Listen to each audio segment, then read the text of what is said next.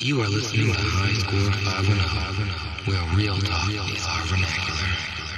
But the other thing is they don't really like poor white trash in colleges, bro. Like the poor, like kind of raggedy white trash that can white trash don't even make it to college. They don't make like they're more discriminatory to them. They're like, there's some good black, but the poor white trash.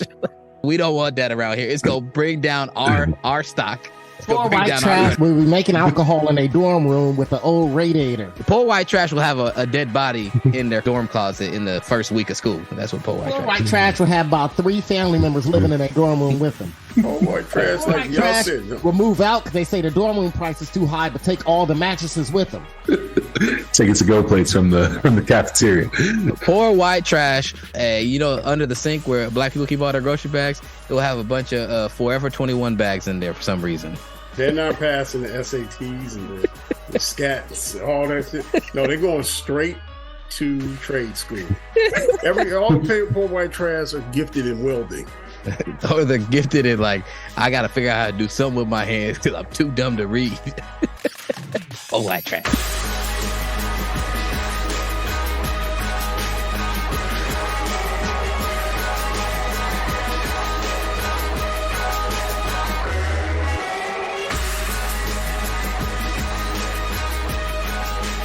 Got a feeling Pedro over here in his car trying to go buy some food somewhere. Pedro? Probably.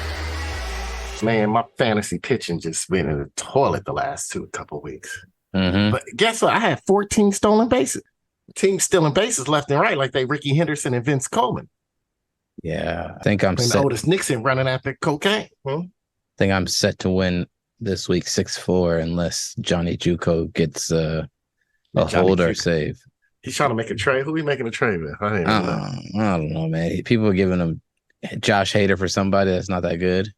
Dude, people out here just being silly. What they doing, dude? I don't know, but he had 20 home runs and 45 RBIs and over 40 runs this week.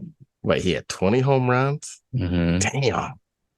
I didn't have a great offensive week, but I didn't have like a terrible one. It was just like, but like he blew me out. But then, fortunately, my pitching which wasn't great, was better than his, which was not very good. So his pitching is kind of suspect, but his bats are. He didn't have any steals though. I had like 10 steals or something like that. Wait, hold on, man. They trying to trade him Josh Hader for this fool for Tampa Bay, the first baseman that's been struggling lately. The dude that was able you could picked up at various times during the season. Yeah, I'm like, dude, he been struggling lately too. That's why he's been. Man, no, this is about to be voted against, dude. I didn't vote against no other trade this year, but this Johnny, too many. He getting too. Shout out to Tim for giving him Matt Olson, who's a top 5 player for some trinkets. I was like, come on, man. Why people keep giving Johnny Juco all this, dude? I don't know what Johnny Juco is offering under the table, but shit. Who did Tim got then? Tim got a pitcher I could get from him. I don't know. No, he's trying to get pitchers, but I was just like, bro, you should have got an ace. He got a couple guys that are good, but like not like if like Max Scherzer was like in peak form balling like Max Scherzer in years past, like, okay, for Matt Olson, that's fair or something like that. But it's like dudes that are like on one-off years that I've never really heard of or that are just like middle of the pack guys. And I was like, I would have traded you somebody for Matt Olson, but none of my pitchers were rated as high as his pitchers that he got. But at the same time, like those guys still like I wouldn't count on those guys going down the stretch. Maybe I'm just not that in depth on baseball knowledge, but like I know enough baseball to know that like those guys aren't established names. Matt Olson is an established name now, even if you don't want to admit it. Like he's kind of an established name. He's a 30 home run guy. He balling. He got 39 home runs. Yeah, he's now, like you said, he's a 30 home run guy. So he's an established name. But this year he having an MVP type season though. Mm-hmm.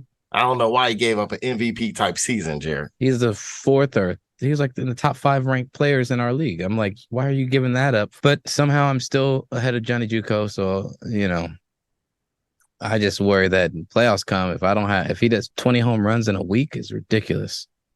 Like if you get to 10 home runs a week, then you're like at a good place. You're always going to be competitive. You're going to have a chance to win. If you're getting in the teens, like low teens to mid teens, and like this is like a nice good week. You're like, oh shit, I had a good week home runs. If you're getting 20 home runs, that's like amazing. That's like unheard of. Not unheard of, but that's hard to do. That's like that might most teams might get that to happen maybe once in a season. Lucky if you get it happen twice in a season, especially in a league with 14 teams. Like we're in a 14-team league. This motherfucker got 20 home runs. 14-team league. His combination of bats is just popping home runs. I turned on the computer and Zoom was doing an update today. Well, you Yeah, always- my Zoom update, but it turned on while updating. Hey, Jerry, is the Pac-12 on the schedule? we can talk about it a little bit. I mean, we ain't got to go in detail, but just we got to talk a little bit about it because I got something I want to say. What's on the schedule, Jared? Man, I sent a link today, or I sent a. Your iCloud link, right? I shared- can't. Yeah, I can't open that. Nigga, get you a goddamn iPhone to stop Man, using I'm not following goddamn. the cloud. He, Oh, put beaches. iPhones. Follow Carl, man. He gave up his iPhone for the reason of being he wanted to be able to be on Google Music. No, I give it up so I can have my own memory. Your own memory. Yeah, I can put an SD card in these phones. Well, not Samsung anymore, but it comes with 100 and the lowest one comes with 128 megabytes. Pedro, that's backwards now. iPhones finally got with the program now with the memory. Oh yeah, Yeah, what they got now? now you get terabytes. What are you watching? Watching Dodgers versus Padres, man. These motherfuckers yesterday. Dodgers. They were down by like 2 going into the 8th inning yesterday, and on Friday, and these motherfucking Dodgers scored like 10 runs in the 8th, right? Down 2 and scored 10 runs. Then the following day, the opposite happened. They were up 2, they're up 3, and then just gave up all in the 8th inning, gave up everything to. I mean, the motherfuckers just throwing the balls into the dugouts and shit. One pitcher came in throwing straight walks. He gave up a hit and then 2 walks, and they took his ass out because he walked the bases slowly, right? They brought in the next pitcher. This dude come in, give up a dinker. Kike Hernandez pick it up and throw the shit straight into the dugout, man. Yeah, I got Kike back. It's a good thing. It is. He's been playing well until he threw that shit into the dugout yesterday, but that still wasn't the problem. Because then only a few runs scored. So Dodgers, it was like, and then the pitcher gave up another hit. So it's like, okay, Dodgers are now down 1. You're up 3, now you're down 1. Still ain't out the inning, but it was 2 outs at this point. Machado's on first base, runner on third. No, nobody on third. Machado on first base because he knocked everybody else in. They catch Machado halfway he was too big of a lead out, right? They just throw to first base. I mean, the pitcher step off the mound and Machado's like dead to right. So he starts slowly running back to first base because he knows he's about to get tagged. Pitchers, running him back to first slowly. Everything's in slow motion because Machado's like, okay, I'm out. Seen this 100 times, right? So he's just slowly, basically almost walking back to first base.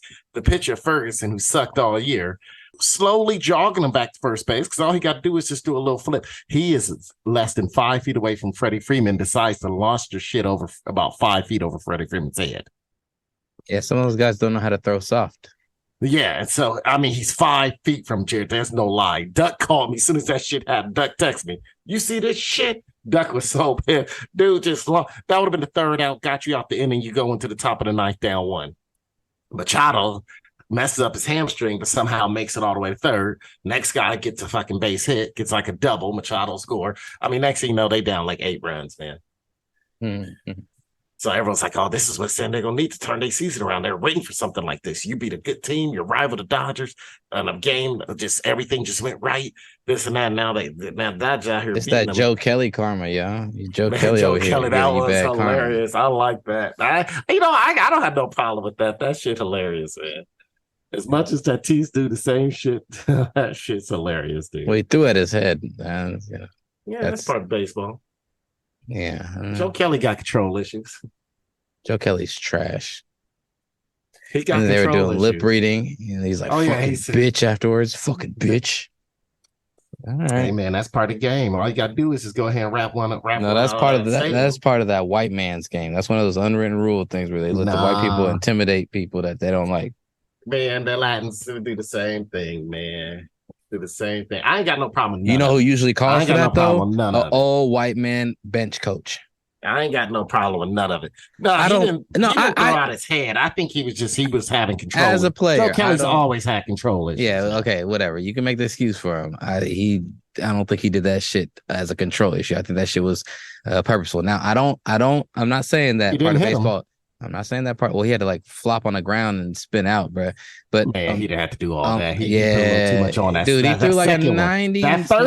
That first one makes Aaron, sense. you're Dodger fan. Your Dodger bias coming out. No, right no, now. this ain't nothing. I like Tatis. You know, I like Tatis. Who's had Tatis every year in that league? That doesn't mean anything. You still a Dodger fan before you a fantasy baseball Tatis holder. So that shit, man. You know me. I call it as Aaron, it is. Aaron, I'm just calling you for what it looks like, bro. I'm gonna keep you honest. You say I be looking like I be trying to, jock ride the Warriors. I got my Warriors bias, and I'll admit when my Warriors bias is like I do strong. too. No one ever.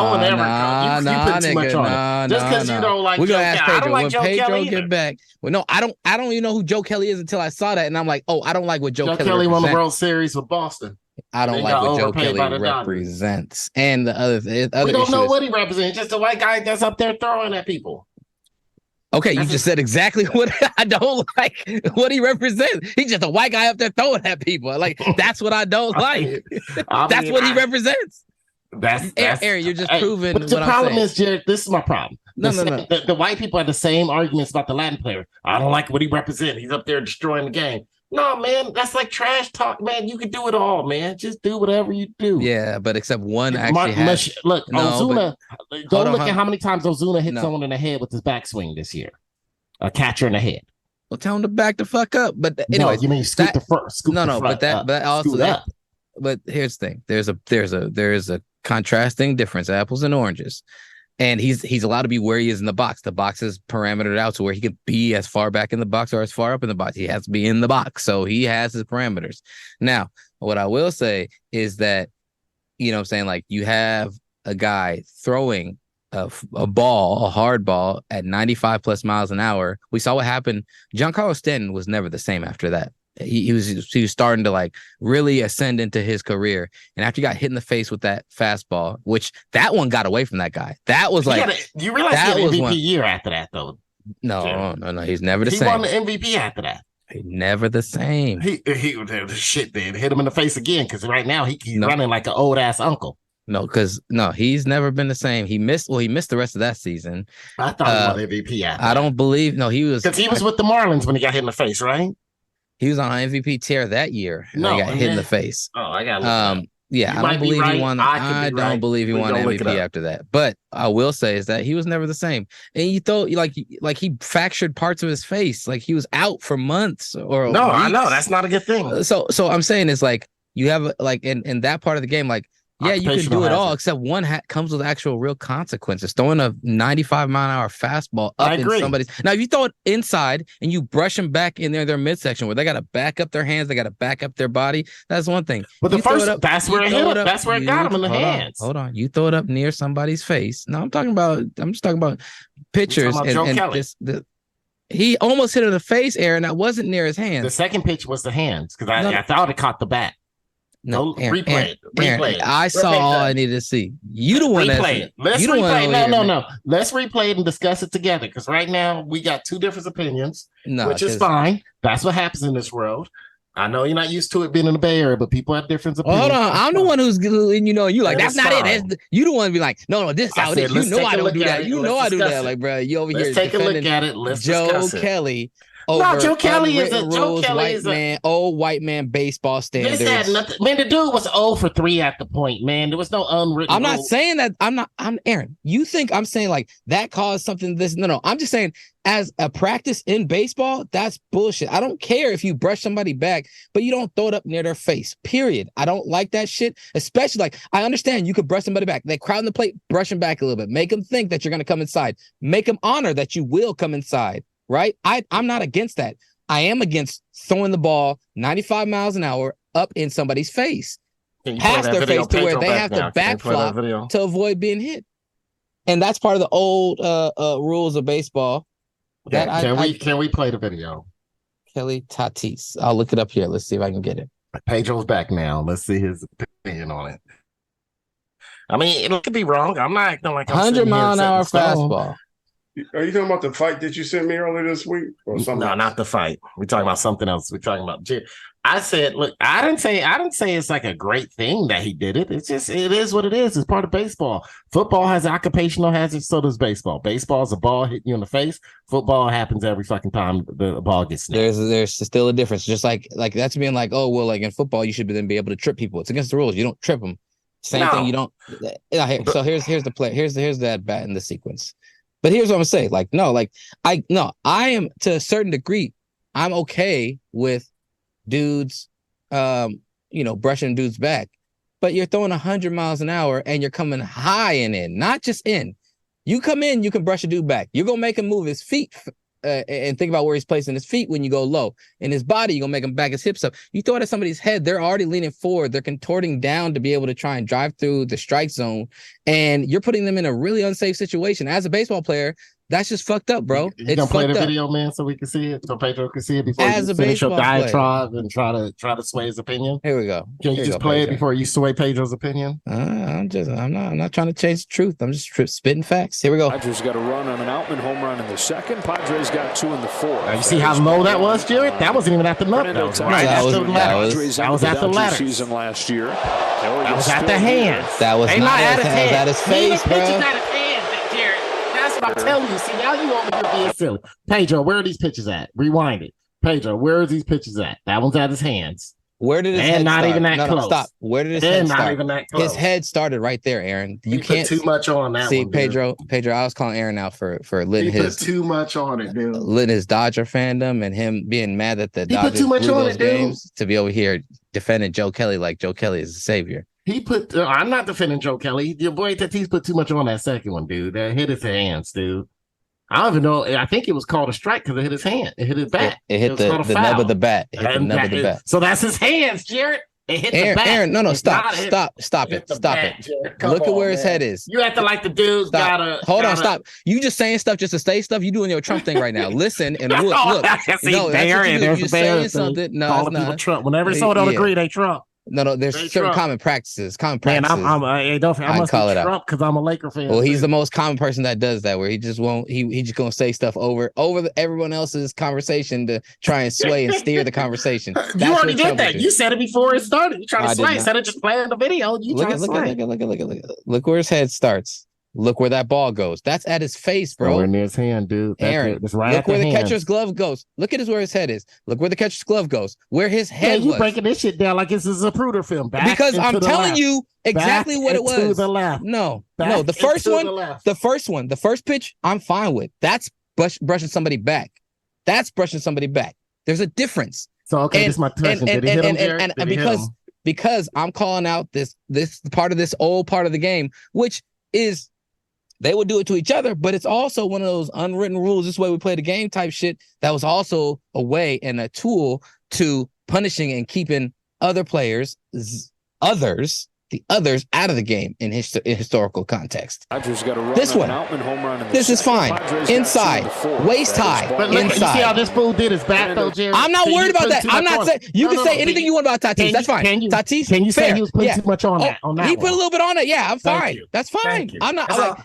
It came inside. He flipped his bat up. Was like, okay, but he didn't. That's do all anything. I gotta say. He put too much on it. Did he show up? Did he show up the pitcher by looking at him and staring at him and saying something to him? Like the pitchers be like, "Don't look at me, bro. Don't look at me." No, he didn't do anything. He just said, "Okay, fuck it." He got me inside. I threw my bat up because I was like, "Ooh." He swung. It was a strike because he did come through the zone with the bat and then had to throw his hands out of the way because he was about to hit his hand. So that's how you pitch somebody inside, right? That's fine. I'm okay with that. The next pitch is a completely different thing. Tatis that Jr. thing Padres came where his head is at. Season last year. They only get spilled here. Let's get Pedro's opinion on it. Pedro, what you think? Because it's all just opinion. It's not really opinion. Well, when a batter leans in, usually on a pitch, I don't know much about baseball, but I know when to get the guy off his square, the pitchers will pitch inside to knock the guy off his square. I don't think he's going. He's not, like you said, he's not brushing his back, like Aaron said. He's pitching high. Hey, you want to be in there? I'm gonna back you off. I want you to, respect the space I'm trying to throw at. That's what do they call it? The unwritten rule. Look how far he is. Look at his left foot in the batter box. He is crowned to play. Look at his right foot in the batter box. He's not. I've seen players. You want to see a player. Now, this is not a great angle, and I saw a clip online about how like baseball is just like fucking up. The understanding and the like what people can actually see with the pitches by having it this off-centered angle. And there's a couple clubs in the league that actually have you want them to line angle. up. You want to line up a direct. This is the best angle to see. You want to line up directly behind the pitcher and not see shit. Can I tell you this year before against your Stan argument? Stanton got hit in the face in 2014. He won the MVP in 2017. Okay, it took him 3 years to get back to that form. You think it took him 3 years? Because let's see, he wasn't the same. He was shook. Now the he year, still okay, was productive. The year after he got hit in the face, he balled out too, Jared.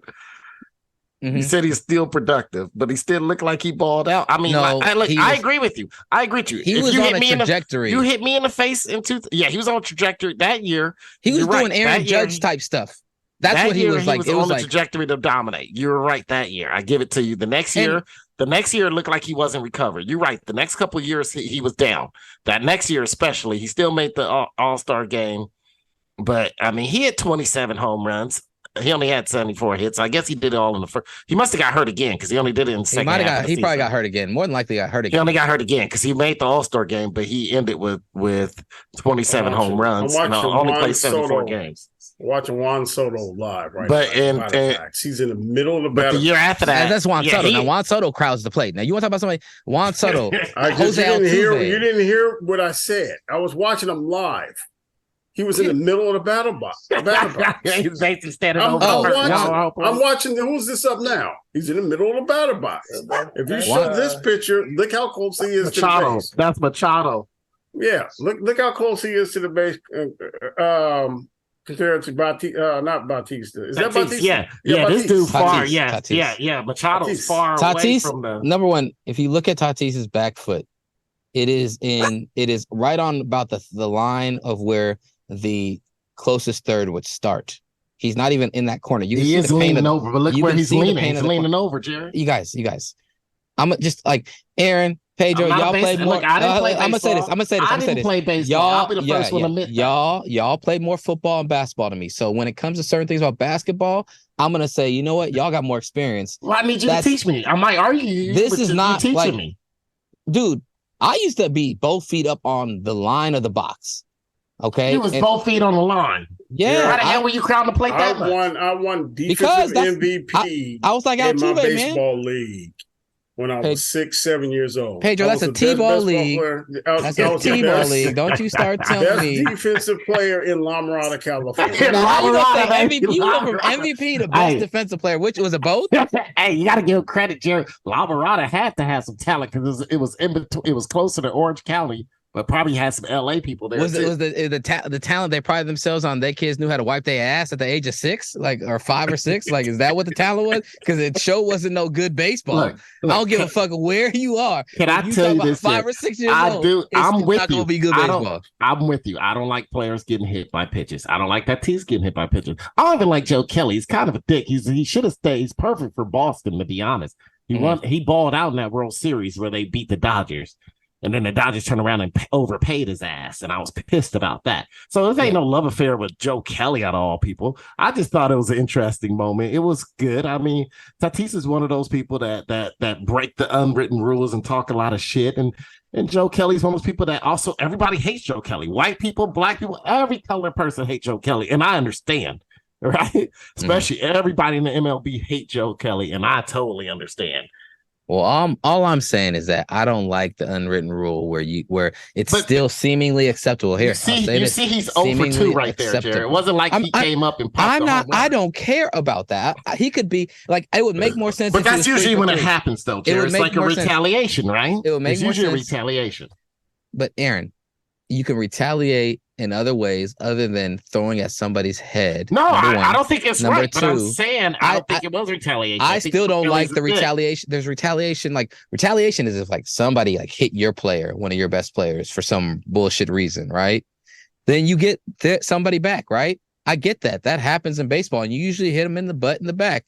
These guys, like, I'm gonna tell you this.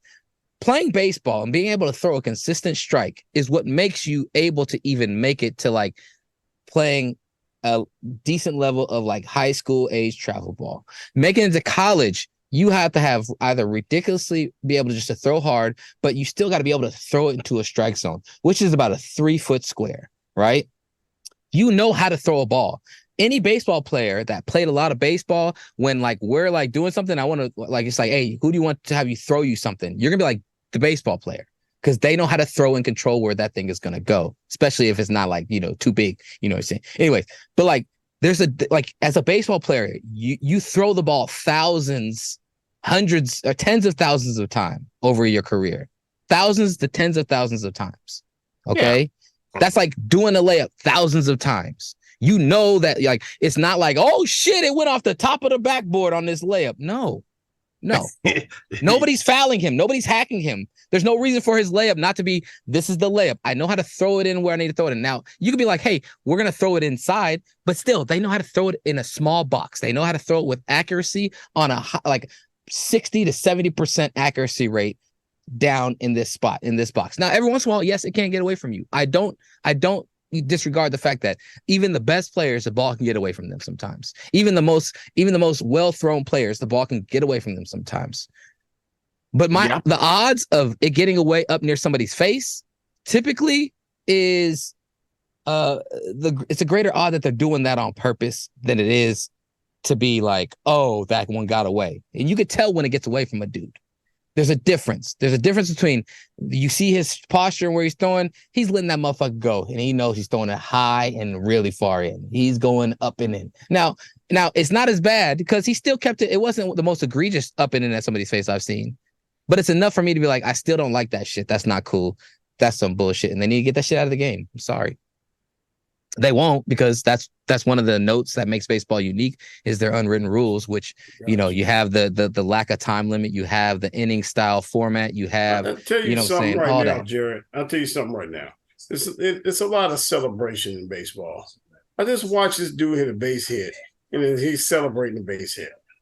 Yeah, that big what is going on, man? If you get a base hit, you're supposed to be disappointed. It wasn't a home run. He did celebrate that base hit. I'm like, oh man, it wasn't even like the score's not even close. The guy?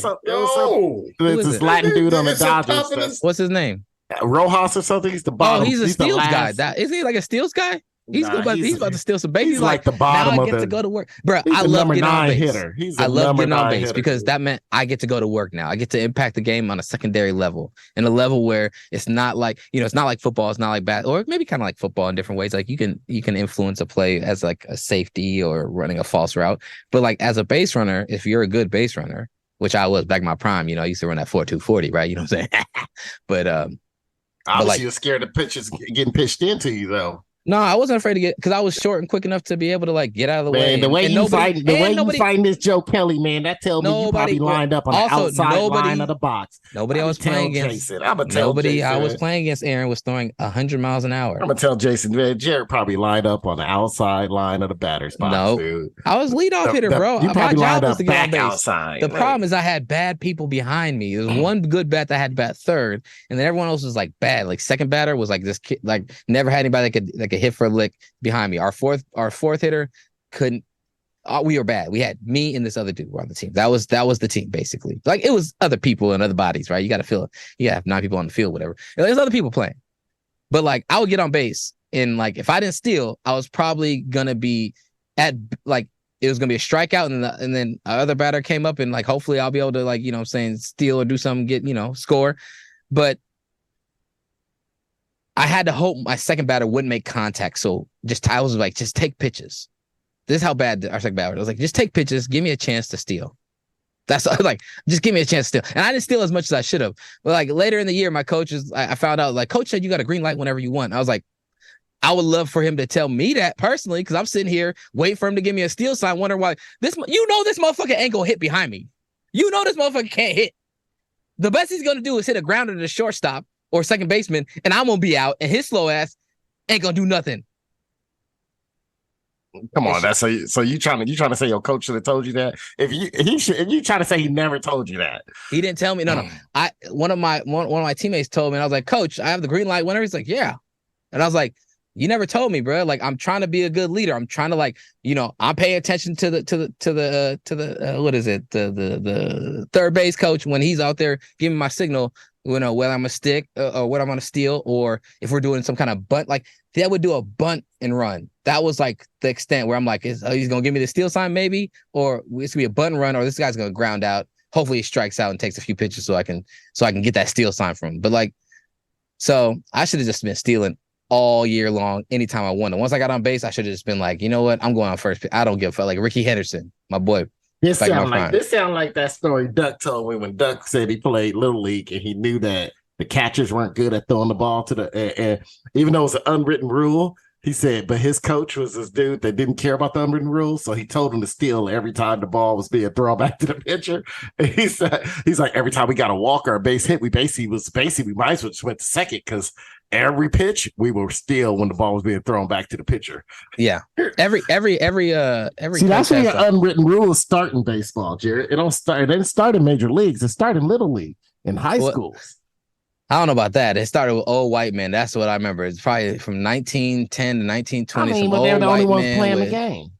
Well, they were the only ones that were like unwritten rules fighting to make sure that they were the only ones to play the game. Like they were. Oh, no, they didn't fight. That was easy. They had rules in place. They didn't have to fight. No, but they were like, we still don't care. We're gonna do everything we can to make sure. And if somebody dares to come and try and play a pickup game with us, we're gonna beat their ass. Speaking of that, here's the funny thing: no one played no pickup baseball, Jared. And speaking of that, we're talking about sandlot baseball, kids getting together and playing at a park. And you watch too many damn movies, yeah, but that wasn't. That was the thing, bro. And let me tell you about sandlot baseball. You let black people play because you needed to have more people to play. Not a segregation. Like basketball where you could go 2-on-2. Like, some of those, maybe in you ain't never witnessed this in the Bay Area, Jared. Come on, man. See, I'm saying all of a sudden the Bay Area. I can't speak on anything from the 1920s because I didn't live it either, Aaron. But Bay Area went through Jim Crow laws in the mid-80s. You can learn about it.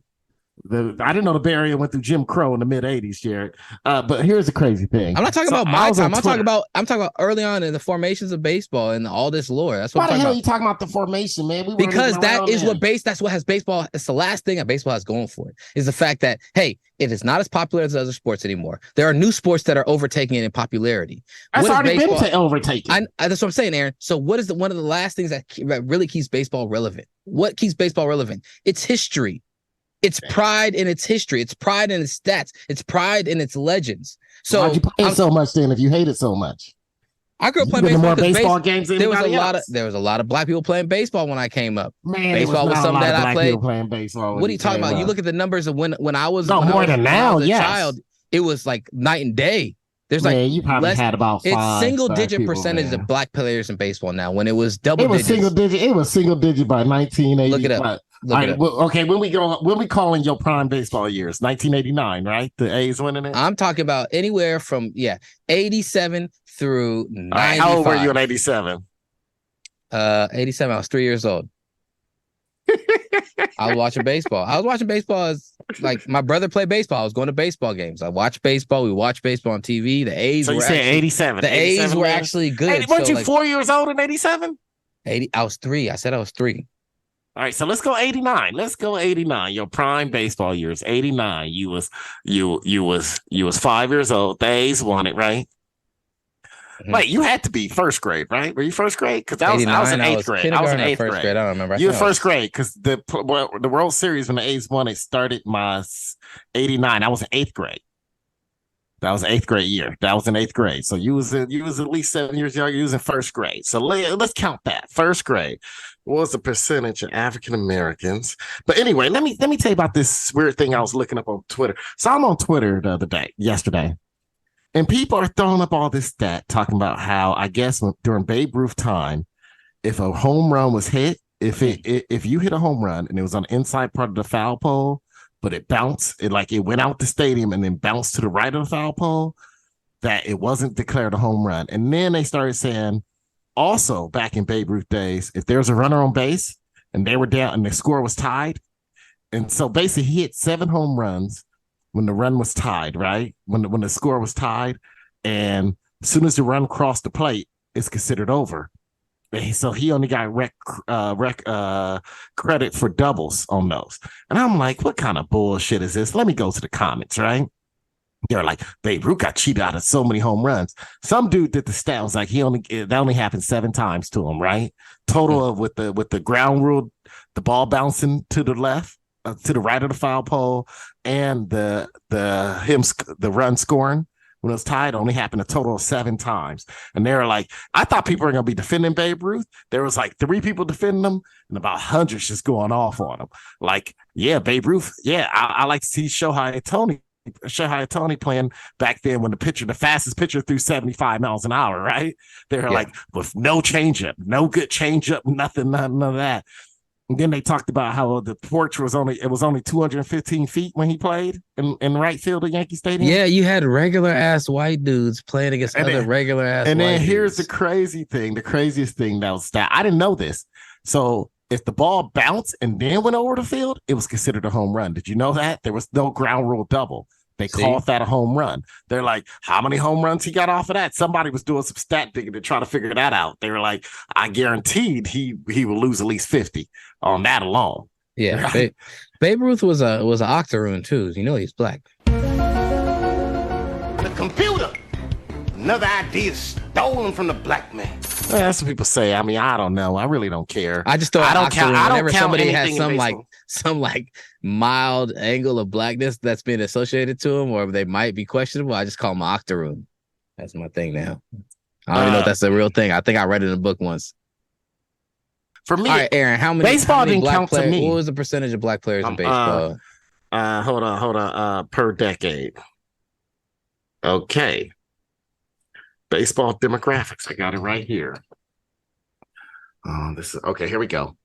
Let's look at 1947. Of course, there was a 0.9, right? All right. So let's go by decade. Let's go 1957. It was 6.7%. Mm-hmm. Then, and the start of the 60s was the jump. 1961, 9.7, and then we hit double digits, right? Mm-hmm. By 1970, 14.6. Mm-hmm. That's still low, Jared. 1974, 70. Okay, reached its high in 1975 at 18.5. No, 1981 reached 18.7. Mm-hmm. All right, well, let's go to 89, our magical year. And Jared was 16.5. What is it at current day? 16.5, and the Latino. Let's add a little Latino to it, because there's a couple of black Latinos in there that Mariana Duncan. I always thought. Well, that's expanded. I threw Mariana Duncan in there, right? Come on. 11.6 was Latino. Okay, but I'm talking about right now. Americans 18.7. Current day.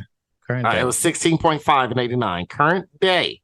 Just go to 2010 and then do current. They only did this stat to 2016. It was 6.7, and it's dropping. So it's dropped by 2/3 over the time. Current day. Let me put in current day.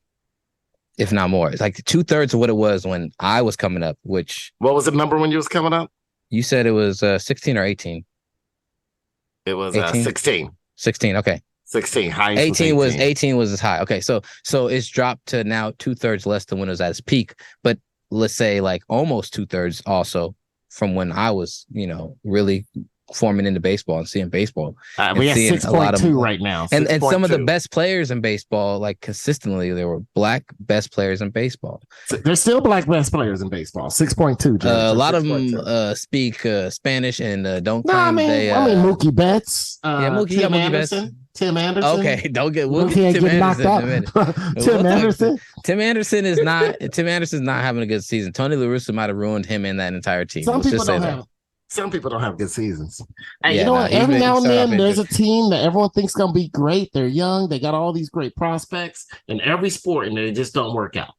Yeah, and it just don't work out. And I mean, we've seen it in football. We've seen it in basketball. No, but Tim Anderson is good. He's been good. I'm saying the White Sox are just that team where it just didn't work out. It didn't work out because I blame Tony La Russa. Remember, he didn't help it. He didn't help it. That was one of the worst things they could have done is hire Tony La Russa for a team that's young, full of color, and presumably vibrant players. You have Liam Hendricks, who's a character and talks a lot of shit. You got that's a white dude. He's Irishish though, right? Shout out to my Irish brethren. And Patty, I'm glad you liked the episode.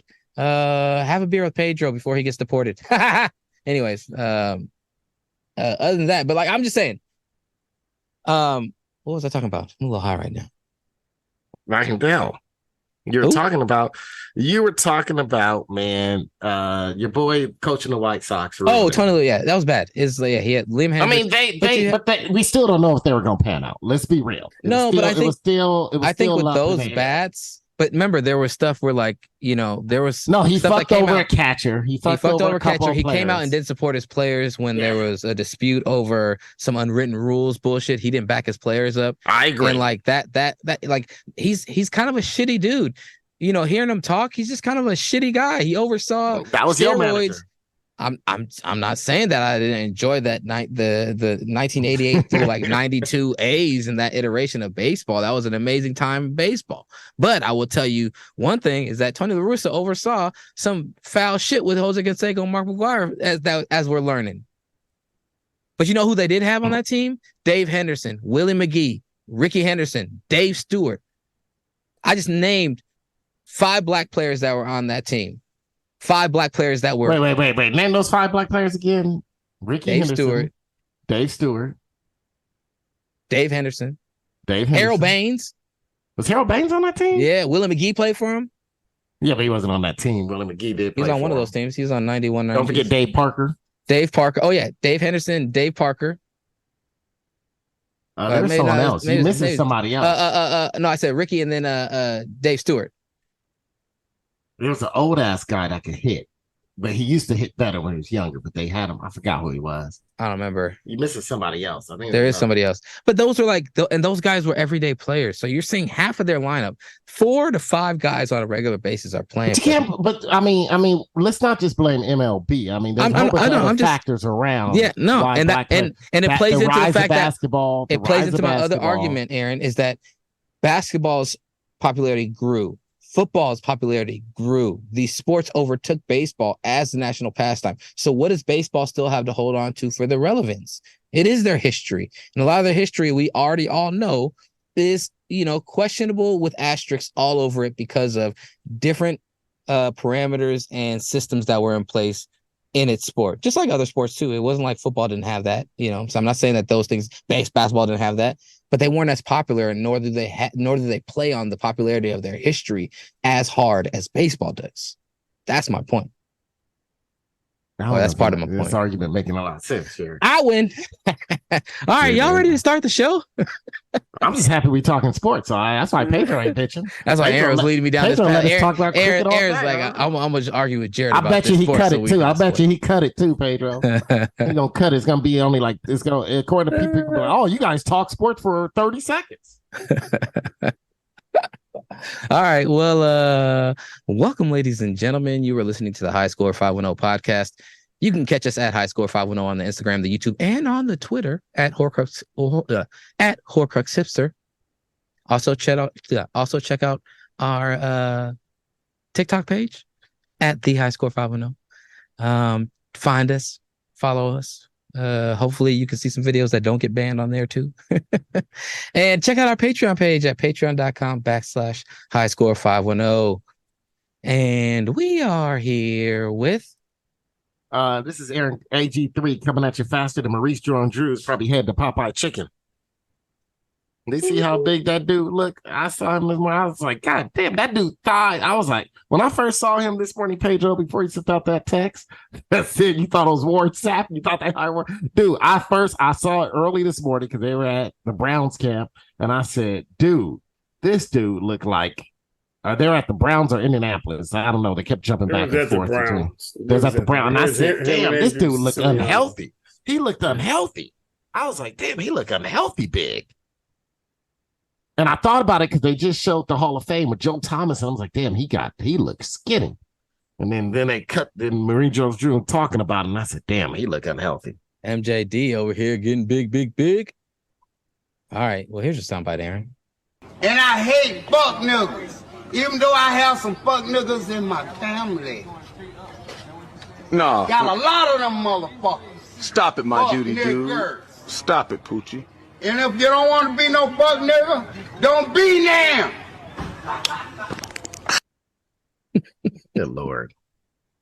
That was almost Pedro's, but I had to give it to Aaron. No, he's going to give it to me. I would have started with the girls too.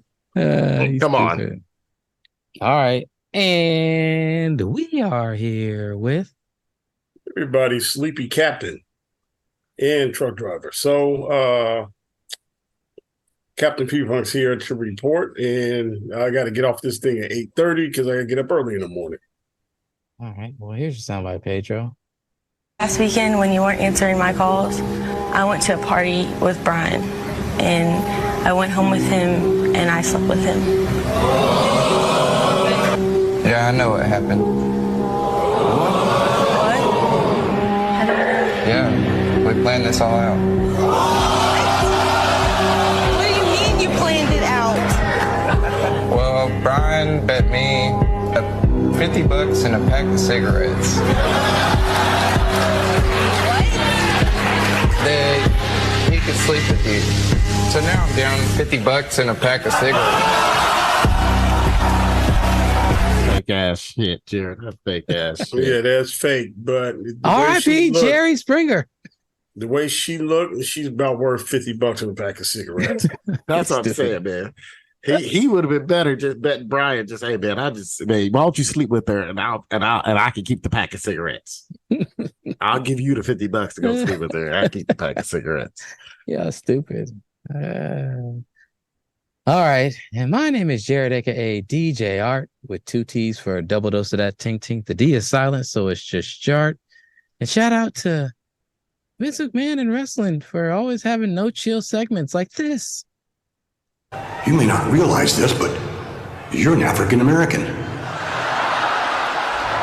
And everybody knows that African Americans are attracted to Canadian white women with broken noses. Is that Trish Stratus? I think it might have been. I wonder if what year was this? Because I wonder if Patrice O'Neal wrote all those Jim McMahon lines he had, the one-liners. You know, Patrice O'Neal used to write for the WWE. Oh, Jesus. And it sounds like all those jokes when he said, "What's up, my nigga?" That sounds like some Patrice O'Neal was like, hey, let's push the line. I think that was him doing those rights. It might have been, yeah. Dude, this is hilarious, yeah. Well, you know, I miss those days. I miss those days of sport. Or wrestling, that is. Well, in news this week, Mia Khalifa is on the hunt for rings again and spit some game on TikTok talking that shit about how she is going for the GOAT. Here's a video. Oh, hold on. I got to share it. Sorry. Thought I was still sharing it. Oh, we're comparing stats. Baby girl doesn't know that I am Tom Brady at this game. Married at 18, divorced at 21. Second marriage, married at 25, divorced at 28. Third engagement, engaged at 29, ended it at 30, but I kept the ring. I'm still keeping Tom Brady on his toes. We should not be afraid to leave these men. We are not stuck with these people. Marriage is not a sanctimonious thing. It is paperwork. It's something, it's a commitment you make to someone. But if you feel like you're not getting anything from that commitment and you're trying, you gotta go. You gotta go. You have to go. I know it's difficult to fill out paperwork and to make appointments and to do all of these things, but this is your fucking life. Do you want to be stuck with someone? Period. Do you want to be stuck with? Oh, I love how she's holding the blunt in her hand, like doing all that discussion. No, that would be called a joint. Was it? It was look kind of brown. It's a joint. It's probably a raw paper with a crutch. It was a joint.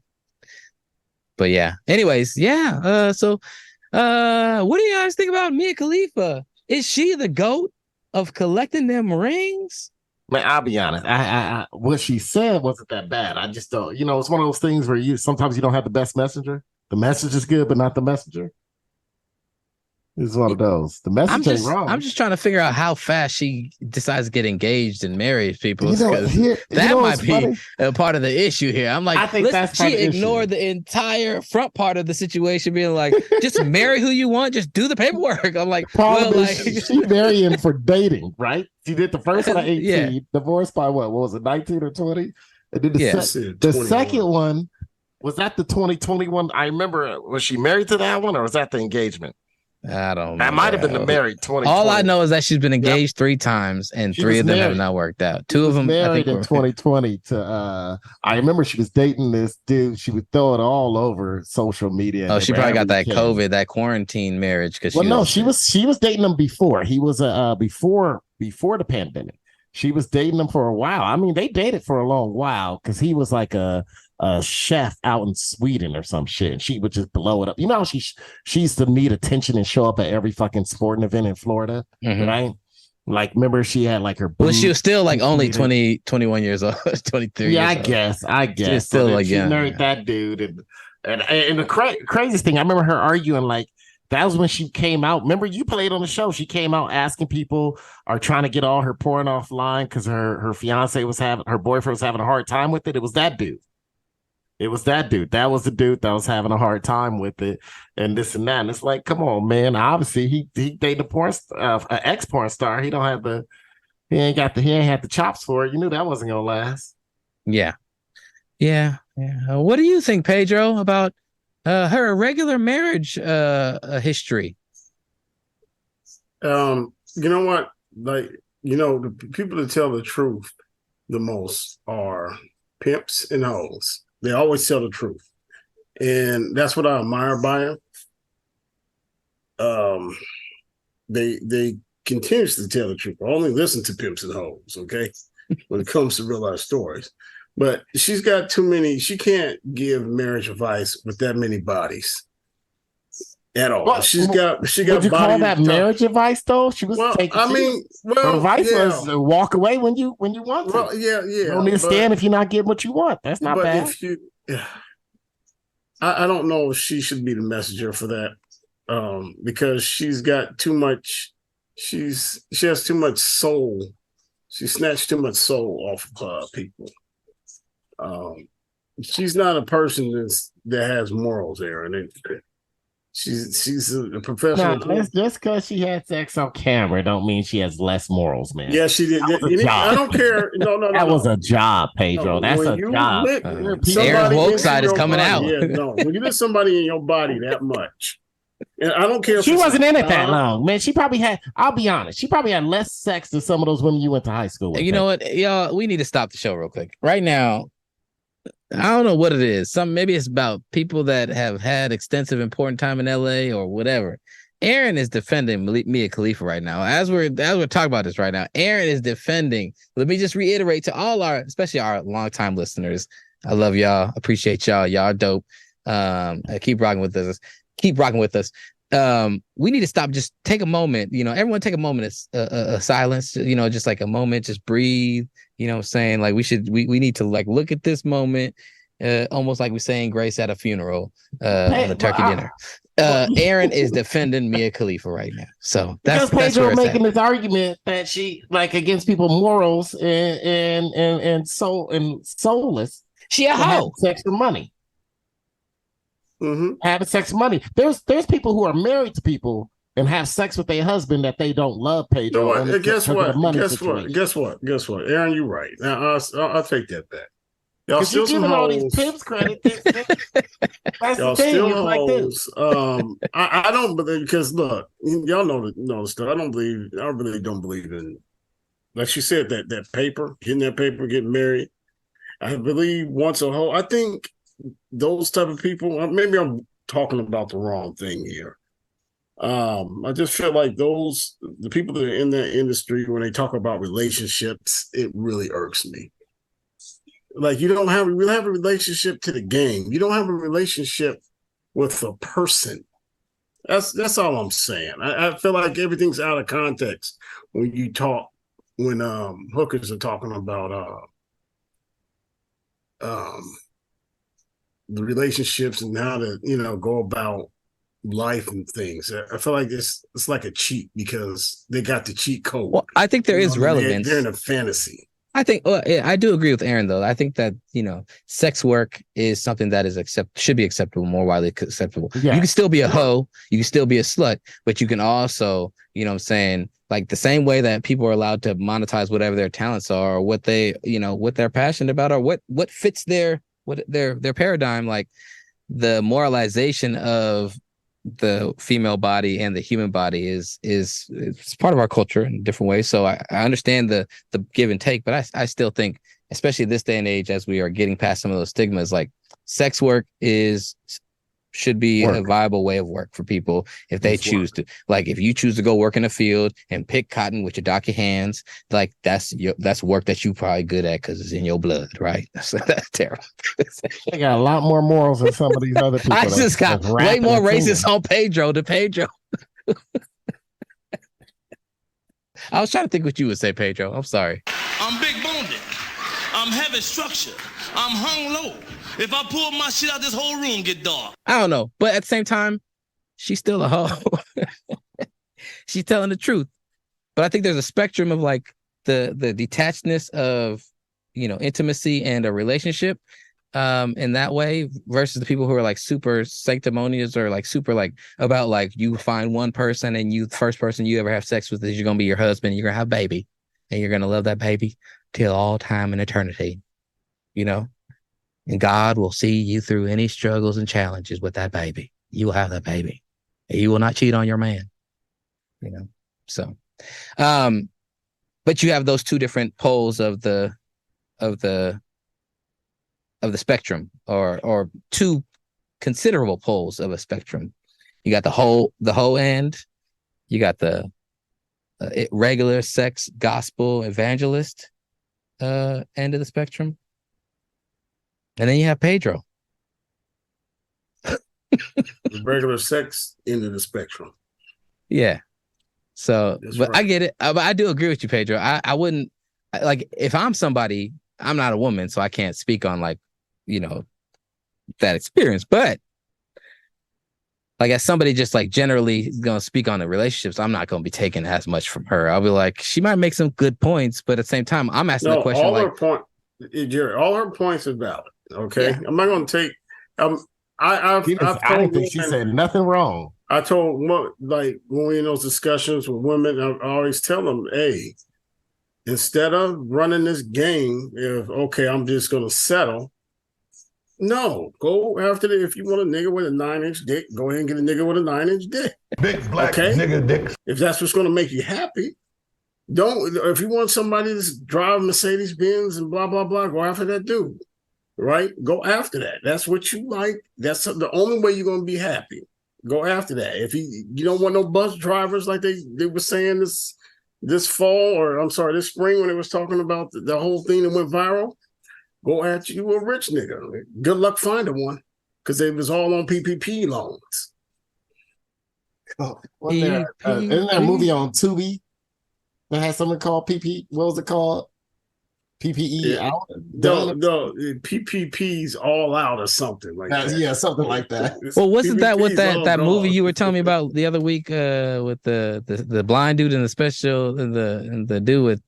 No, they just didn't get their government checks. They didn't get their government checks, but weren't they also kind of scamming for the government checks? Something was a scam, I thought. I mean, well, the fact the blind man was driving was enough of a scam.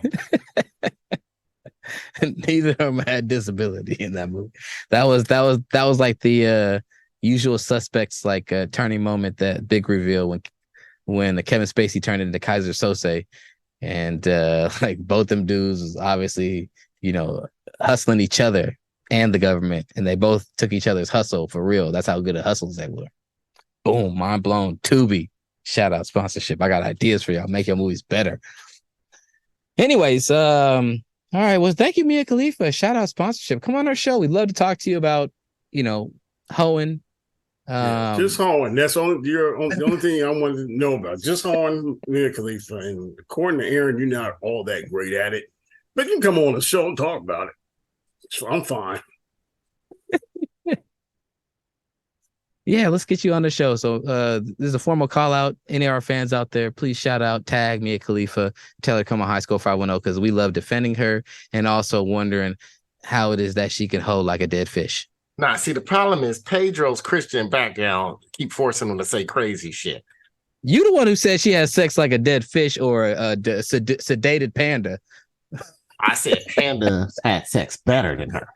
You have to play that soundbite because you over here misquoting me. I said who I would rather watch. I didn't say she had it like something. Maybe I did. Man, I don't know what I said. Man, I don't think I went that bad on me. I'm taking you make me sound worse. I'm taking it all back. I want everybody to watch Mia Khalifa tape, and that's how you have regular sex. Get back to regular sex. I think you making it bad, Jerry. I think you're making it sound bad. I might have said she had sex like a Mormon, but I don't think I went that far. You said like a dead fish at one point when you rants against her. And a Mormon wife, not like the Mormon. When the Mormons are young having sex, they have. You didn't use the scriptures. Yeah, he was going off on her. So. I don't know. Hey, but Mia Khalifa, you have a new supporter. Aaron has turned a new leaf in life. Maybe she's pretty. I mean, look at her. She's pretty. I mean, Aaron fingers might smell like burnt blunt, but Aaron got over his 12 steps of grief and anger. He was in the anger stage of like being mad at Mia Khalifa for not putting out enough content or being as good as he would like her to be since he thinks she's cute. And so if you don't know Aaron right now, Aaron's up here at altitude. If y'all don't know, Aaron got the sugarfoot and the cerebral palsy. No, I got sickle cell. The sickle cell, my bad. My sickle cell acting up right now.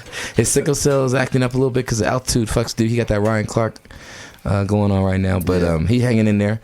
I'm hanging in there doing a show for my back, baby. But right now he's laid up on the couch with the mic rested right over his mouth. I'm laid up more than Heather Hunter in the early 90s. Hey, shout out to Heather Hunter sponsorship. I'm laid up like Lisa. I'm laid up like Lisa Ann after a college basketball game. Laid up. No, you right now you looking about as active and laid up like Mia Khalifa. Yeah, that's true. I'm looking dead fishes right now. Mia Khalifa. Shout out to Mia Khalifa. The porn star? Mm-hmm. You want to come on the show? You can call in. Like I think who has sex better, Mia Khalifa or pandas? Probably pandas. I'm gonna vote for pandas. Pandas usually have someone doing all the work for them. I'm still voting for pandas. I would rather watch pandas have sex. I mean, best in what way, though? That's what I'm trying to figure out. Always. Always? Okay. Always. I'd rather watch panda. You could tell me it's a panda porn and it's just sitting there eating bamboo. It'll be better than watching Mia Khalifa. Well, you know what? No, I was tired. Remember, she kept ranking number 1 when you go in the P-Hub thing. See, I didn't even know that was a thing in P-Hub, Aaron, until you told me that. So like that just tells the levels of this game that we on. It used to be. I mean, who go on P-Hub now? So they sold out for money. Yeah, that's true. That's true. All right. Well, in other news, Ron DeSantis had a great night out with Ron and having a beer with Ron night last week, where he had 30 people show up to have a beer with Ron. The price of admission, $1.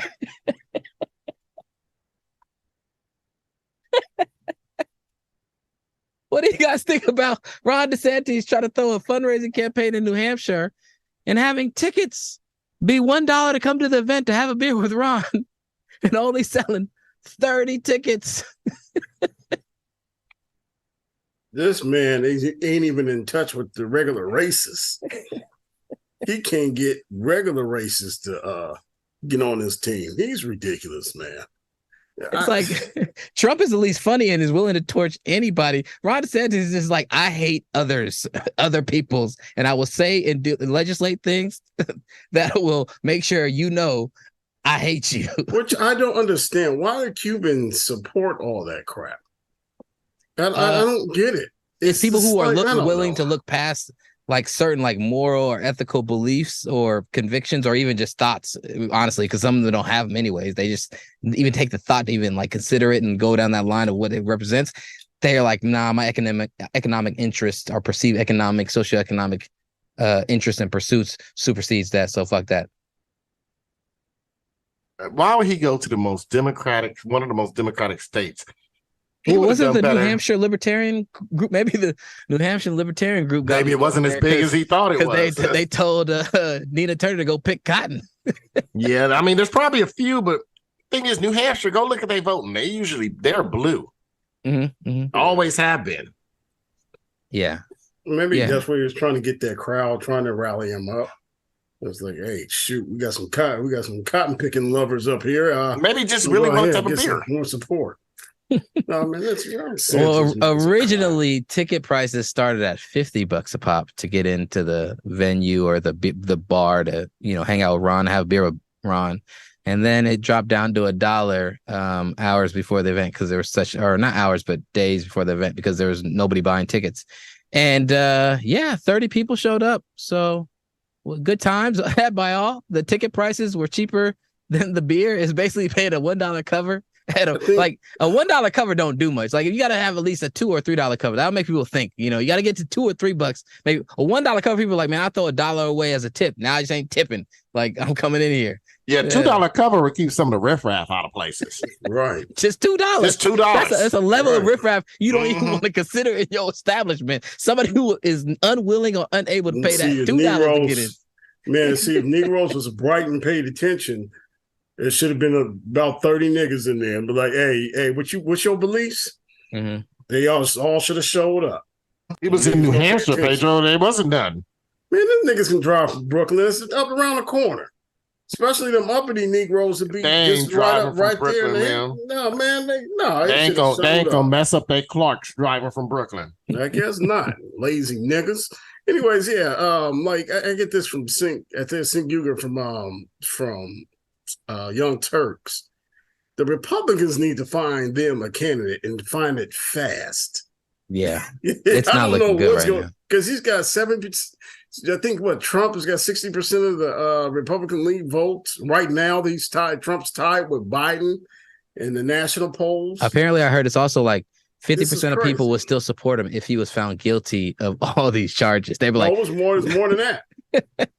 It's crazy. That's why they're going to get the court. They're going to have this I hope it's televised because these idiots really don't know. They think that he's innocent. I was like, okay, once they get to court and since he's innocent, he should be free, right? No, that's not how that works. They're going to see all the stuff that he did. It's going to be out in the transcripts, and he's going to lose support.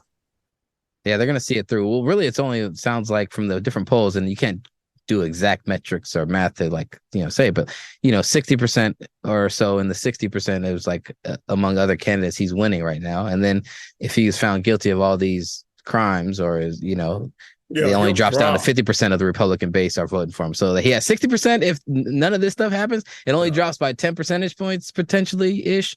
That's still pretty crazy. He still has over 50%. Yeah. It's that you know that this world is how we are right now. Is we believe in irregular internet and Pedro, theory. It's all conspiracy. Yeah, I do believe in a lot of conspiracy theories, and I really enjoy regular internet, so I can't help myself. Yeah, but that's the majority of people. It's not just you, Jared. It's all the blacks. It's all the whites. It's all the racist whites. Damn. And it's like everybody. Pedro, you should be a speechwriter for Ron DeSantis. Yeah, the way he's saying it. It's true. Y'all believe it's the blacks, the whites, and everybody in between. It's the coloreds. He's got AIDS. It's the coloreds. Just throw up a rainbow and choose a color. They all believe in conspiracies. All believe in. Yeah, it's getting silly. It's like, man, we're oversaturated in faith. We're oversaturated in conspiracy theory. Oh, thanks, Taco Pablo. Come save me, please. I'm glad B+ is here. Yes. Oh, Taco Pablo is here. Taco Pablo, we talking about Ron DeSantis having 30 people show up to beer night with Ron. And just to let you know, Brandon, Jared likes talking about Ron DeSantis like black men in the 70s love talking about Ron O'Neal. Who's Ron O'Neal? Exactly. Stay off there. Anyways, Brandon, would you have bought a $1 ticket to Would you pay $1 cover to go have a beer with Ron DeSantis? What kind of beer they got? That's what I need. Whatever you want, it's going. Whatever beer you get is going to be more expensive than the price of admission to have a beer with them. So, that's it. I chop it up with him. I think I'd pay $1 to talk to the DeSantis.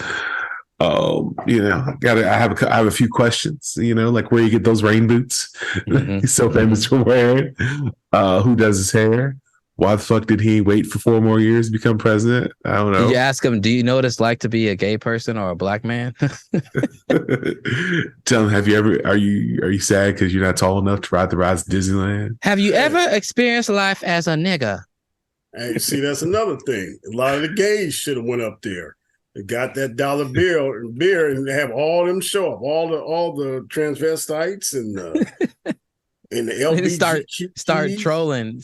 Yeah, they all should have showed up, man. Start They got in bombing that these dude's fools. face. What's your problem? What's your problem with us? Yeah. Negroes could have showed up. You could have had the queers show up. Everybody, Yeah. And they didn't do it. It was just $1. You get up in that man's face. Stop. Get off the internet. Show up. Saying what's wrong with us. Well, that's a good thing. Maybe all the people that were gonna go and have a $1, pay $1 cover fee to have a beer with Ron were also stuck on the regular internet and decided not to leave the house. Well, so that was funny. So when I went to school, right, we always had this joke like they never ask you what your race is in college applications. But somehow all the black people and all the Hispanic people were roomed together. And we were trying to figure this shit out. Like, how the fuck did this happen? It's probably, I can probably guarantee you this is that they look at like what your financial aid status is or your income is. So they know people, the home address, because you have to give all that stuff. Yeah, there's other ways for them to like, oh, that's probably a donkey. Oh, they only make $32,000 as a household. They're donkeys. They said this fool might have a French last name named Ronaldo, but he come from Richmond. Ain't no French in Richmond. But the other thing is they don't really like poor white trash in colleges, bro. Like the poor, like kind of raggedy white trash that can white trash don't even make it to college. They don't make they're more discriminatory to them. They're like, like it's like there's some good black, but the poor white trash. Like they gonna be scheming, scamming, and causing some kind of ignorant shit happening. We don't want that around here. It's gonna bring down our stock. Poor white trash will be making alcohol in a dorm room with the old radiator they found outside in the back. The poor white trash will have a dead body in their closet, dorm closet, in the first week of school. That's what poor white trash. White trash will have about 3 family members living in a dorm room with them. White trash, like y'all said, will move out because they say the dorm room price is too high, but take all the mattresses with them. Taking to-go plates from the cafeteria. Poor white trash will have under the sink where black people keep all their grocery bags, it will have a bunch of Forever 21 bags in there for some reason. That's what poor white trash will have. They will have those tied up, not your local grocery store. They're not passing the SATs and the scats, all that shit. No, they're going straight to trade school. All the poor white trash are gifted in welding. Or they're gifted in like, I got to figure out how to do something with my hands because I'm too dumb to read. Oh, white trash. We should make Brandon, you talk about awards, man. We should make a poor white trash awards too. Let me go ahead and do that. Pedro, you can host that episode. You can host that show. Pedro's Poor White Trash Awards. You know what? It's funny that we sitting here talking about poor white trash because Jared is more comfortable with poor white trash than he is with Southern Christians that are his same income level and socioeconomic status. He's more comfortable. Me and Jesus talked about that this year, Brandon. We realized this. We're like, dude, Jared is so comfortable with like poor white trash, like up in Jenner and all the places he go camping at and staying at RV parks. Yeah. With like people like Dabo Sweeney, right? People who are like Christian, and to be honest, they might vote Democratic. Right, but they're Southern Christians. He has a hard time with that. White Christians than he does with poor white trash. That's hilarious. Well, mostly because like the poor white trash who are growing meth, like won't assault you because then that'll bring too much heat. Yeah, on and their cousin that they got kidnapped in the basement. Like the reason why I love white trash is because it does beget us some beautiful white pumpkin spice loving women. We do get that. They did not drink no pumpkin spice, dude. Now, okay, now I'm just saying they can pass as pumpkin spice white women. Like they can pass. Forever 21 allows them to pass, right? Yeah, so, man. You used to ask them how many toothbrushes they had in the house growing up. Come on. No, but I will tell you this though. I will tell you the people in the house. White trash and people of color have so much in common because we are a socioeconomic. We have been relegated to a socioeconomic class and experience in our histories. So seeing through the cultural shit, like I can go kick it with somebody who has different cultural norms and like kind of see through those, like be acknowledging them and understand and like trying to understand them as best I can, but also see them just for like who they are as a person beyond many of the outer exteriors. And also there is the pumpkin spice element. And it is. I think the Bay Area, you're more comfortable because you being from the Bay Area with white trash than you are than like Christian. I haven't been in the South a lot, so no. But I for me, it does this my own bias, like learning about the history, especially in the South, which like I'm gonna still hold it accountable because this is history. More specifically, there's histories here that are also terrible and egregious, and I've called those out. Shout out to our Thanksgiving episode where I asked questions about California legislation back in the 1800s and whatnot, and these niggas didn't know anything about that because we don't learn it. Anyways, I will say though is that like I'm gonna hold it to like my understanding of it now. My understanding is growing, so I'm not trying to say I'm stuck in one thing, but I also understand the power and the history behind it that gives it that weight, that culture, and that clout behind it, which to me it can be a really scary thing. You know what I'm saying? That's to me that is like the white mobs is one of my fears, like quicksand and white mobs. I was like, damn, man, if I die due to quicksand or a white mob, man, my life, I died the worst way possible. Okay, like that's. So you fear something you ain't never seen out here. I ain't never seen quicksand. I know. The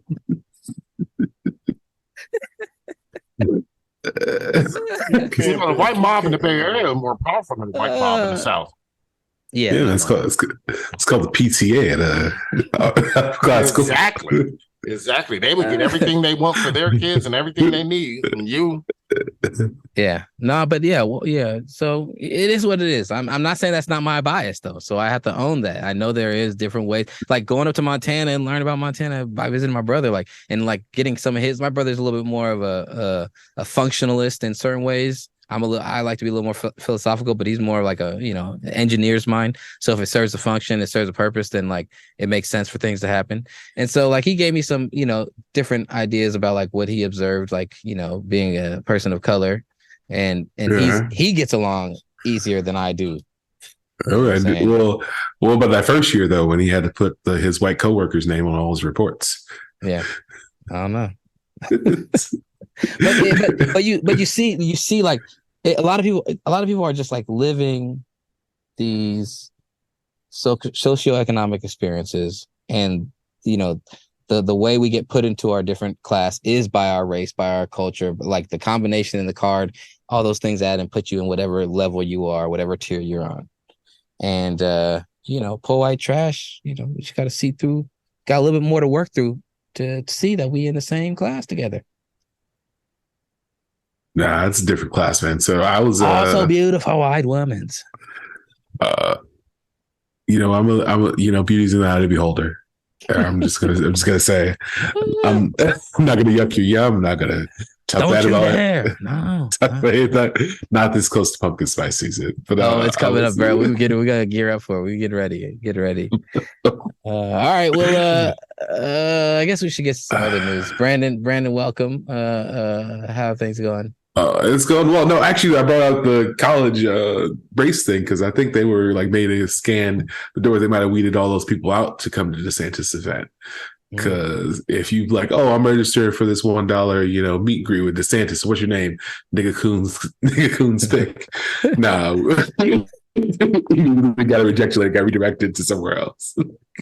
I love nigga coon. That's a great word. Yes, I'm glad that you're using it now, Brandon. It warms my heart. Nigga coon is It's coming up. It's gonna be a thing. Nigga code. All right. Well, in other news, last quick bit of news. Brian Sloan secured a patent for control. It's a quote, control of sexual stimulation device using electroencephalopathy. Encephalography. Right. Encephalography. Oh, electroencephalography. Sorry about that. It took me a while to put those together. It's hard right now. And is developing a sex toy that allows you to masturbate with your mind. What do you guys think about that? Hey man, it's hands-free, baby. Sound like you're struggling with that, Jared. Got so excited to read that story. Oh, You're that's like, hilarious. That's hilarious. Now, That's now the AI is getting irregular. Oh, wow. And that shit ain't been nothing come out yet, Pedro. I ain't gonna sit here. Jared, what website you find this article on? Vice News. oh, Apparently, Sloan is the inventor of the Auto Blow. It's a mechanical masturbation sleeve that's been through multiple iterations over the last 15 years. It's been 15 years in development. The Auto Blow, first Auto Blow, launched in 2008, and he said it's a kind of an embarrassing product to men's health in 2014. But also he invented what is it? Oh. Also invented the blowjob paper. Sorry, man. He also introduced the Automoblow in 2018, an accessory arm that extends from a car's cup holder to jerk off the driver in 20. oh man, they call that the Kellen Winslow Jr. What's going on, man? But Mr. Sloan is working on a sleeve that allows you to place electrodes on your head, so to speak, and tell the sleeve what to do through voice recognition or potential mind manipulation. So what do you guys think about that? All right, well, I got a couple questions. What's the timeline between, oh yeah, I got this thing that hooks up to your car lighter to jerk you all, to I'm fucking people's brains now. Like no, like that can't be the same dude. That can't be the same dude. I think so. I think it is. Yeah. He's like, those restaurants do hamburgers, Chinese food, and donuts. He's like that person, the scientist. Here's a quick video of it. Apparently, I'm always thinking about how to make the Autoblow deliver an experience that's closer and closer to a real life sexual experience. You don't press buttons on other people to make them do things you like. Today, we are going to demonstrate the first ever mind control of a sex toy. Autoblow 1, can you come here, please? First, there was the original Autoblow powered by batteries in 2008. It wasn't that great. 2014 came a device, plugs into the wall outlet. Next, we did a machine learning study of the actions that occurred during blowjobs and implemented these real life actions into the device. Finally, the Autoblow AI Plus. It's our first internet connected device, has voice control. Finish me. I just had an idea that what if we could eliminate the interaction with the device and use our thoughts to control the device? I found a group of Canadian scientists to do this experiment, but they insisted that they remain anonymous.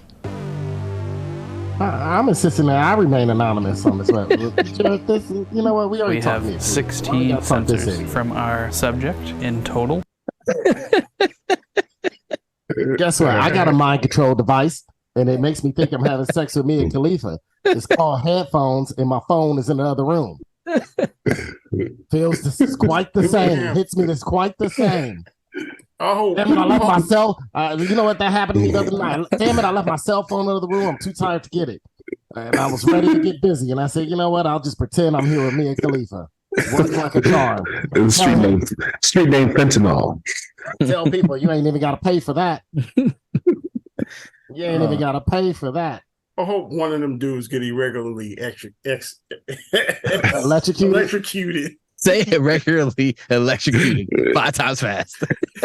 When they plug it into the wall. I just realized one of the things had a charge. I hope they leave it in a plug and get electrocuted. Oh man, triple circle. That TikTok song "Dumb Ways to Die." That'd be. That's one of those things. Like, man, I'm trying to figure out ways to replace the real feeling. It's better to go with the real feeling at that point. Pedro, right? You really do have to question how many times he's had the real thing. It's like at that point, yeah, he's trying to create all that. It's like, dude, just go to one of those fake massage parlors and just get a happy ending. You'll get more respect from even a pastor for that.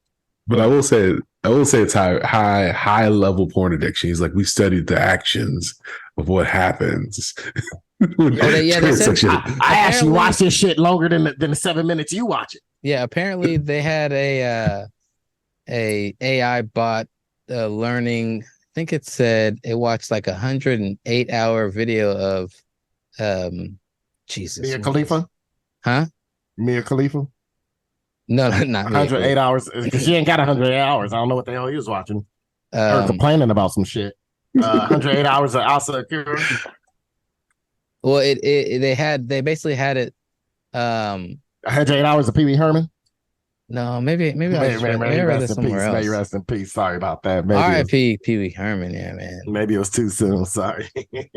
Yeah, but they're trying to set up an EKG style headset.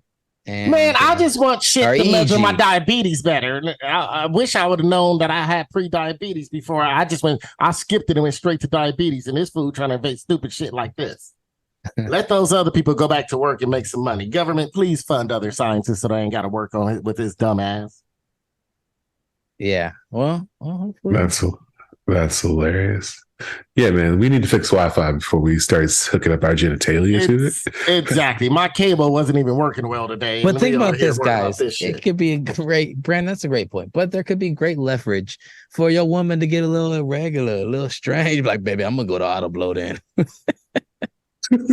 I still ain't going to auto blow, man. It's like, women can buy a massive dongle, aka a toy or whatever rose and vibrators they got. Well, men, now we got man, no woman buying no rose, man. Buying the Satisfyer Pro. Satisfyer Pro. Whatever is being bought by women to help pleasure themselves, there is a very large market that isn't talked about a lot.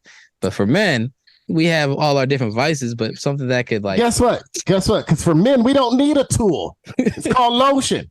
It's like I can control it with my mind. It's called my hand. Exactly. It's called imagination. We don't need no stupid shit my like hand that. They don't need Alexa to translate it into Bluetooth. Exactly.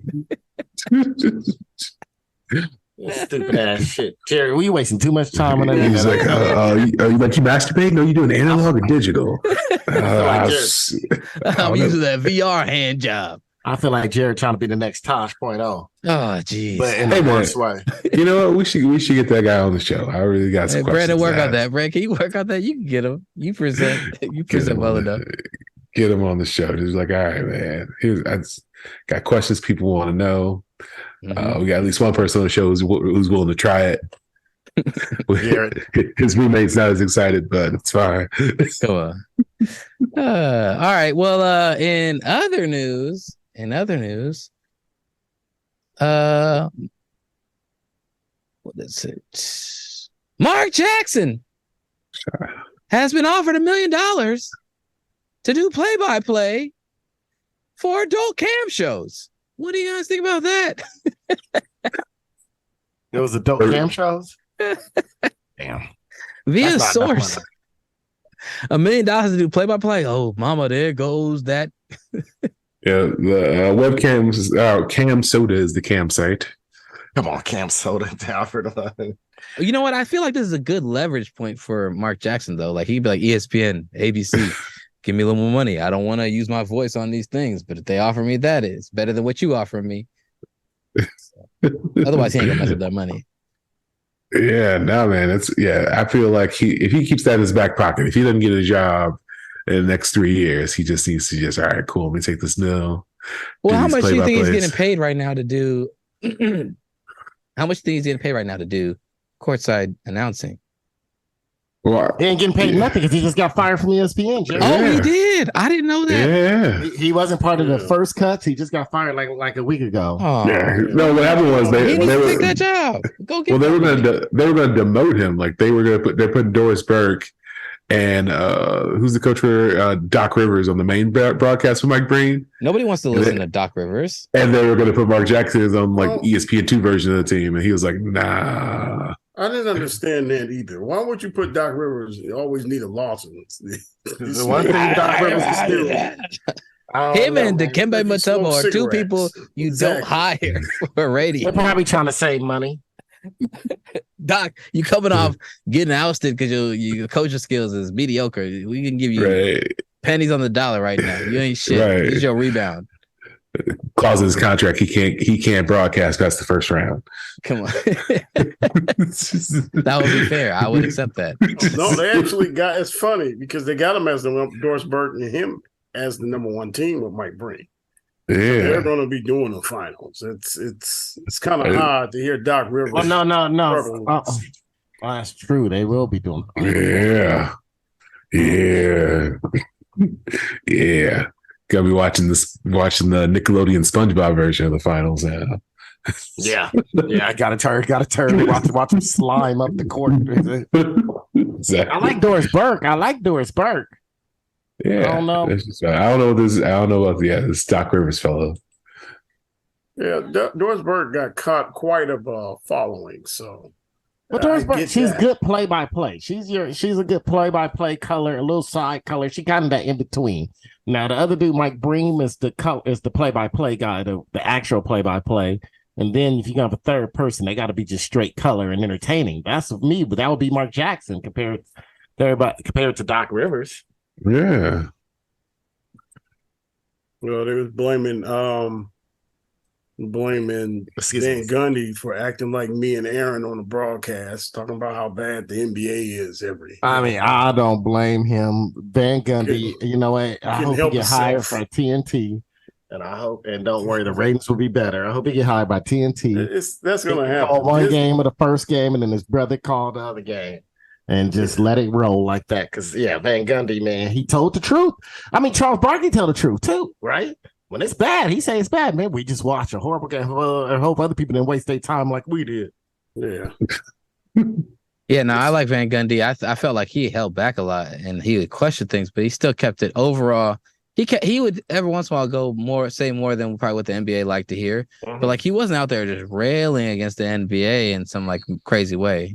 But he kept it real. Like I don't know. He still kind of promoted the sport. I enjoyed them because like I don't need somebody telling me what's happening in the game. I like to hear a little bit of storyline. I like to hear some banter. I like to hear some perspective, wealth of basketball knowledge and experience between those guys. Like just to talk about, also the connection to like the 90s basketball. I don't know. I just feel like they had the connection as a coach and as a player. It was like a connection to the last generation of basketball, right? Yeah. So they had a good perspective. Because according to Durant, Durant only respect people to play it. And then once you talk about how new generation basketball, all of a sudden he don't respect you if you play it. Yeah. So it is what it is. In other news,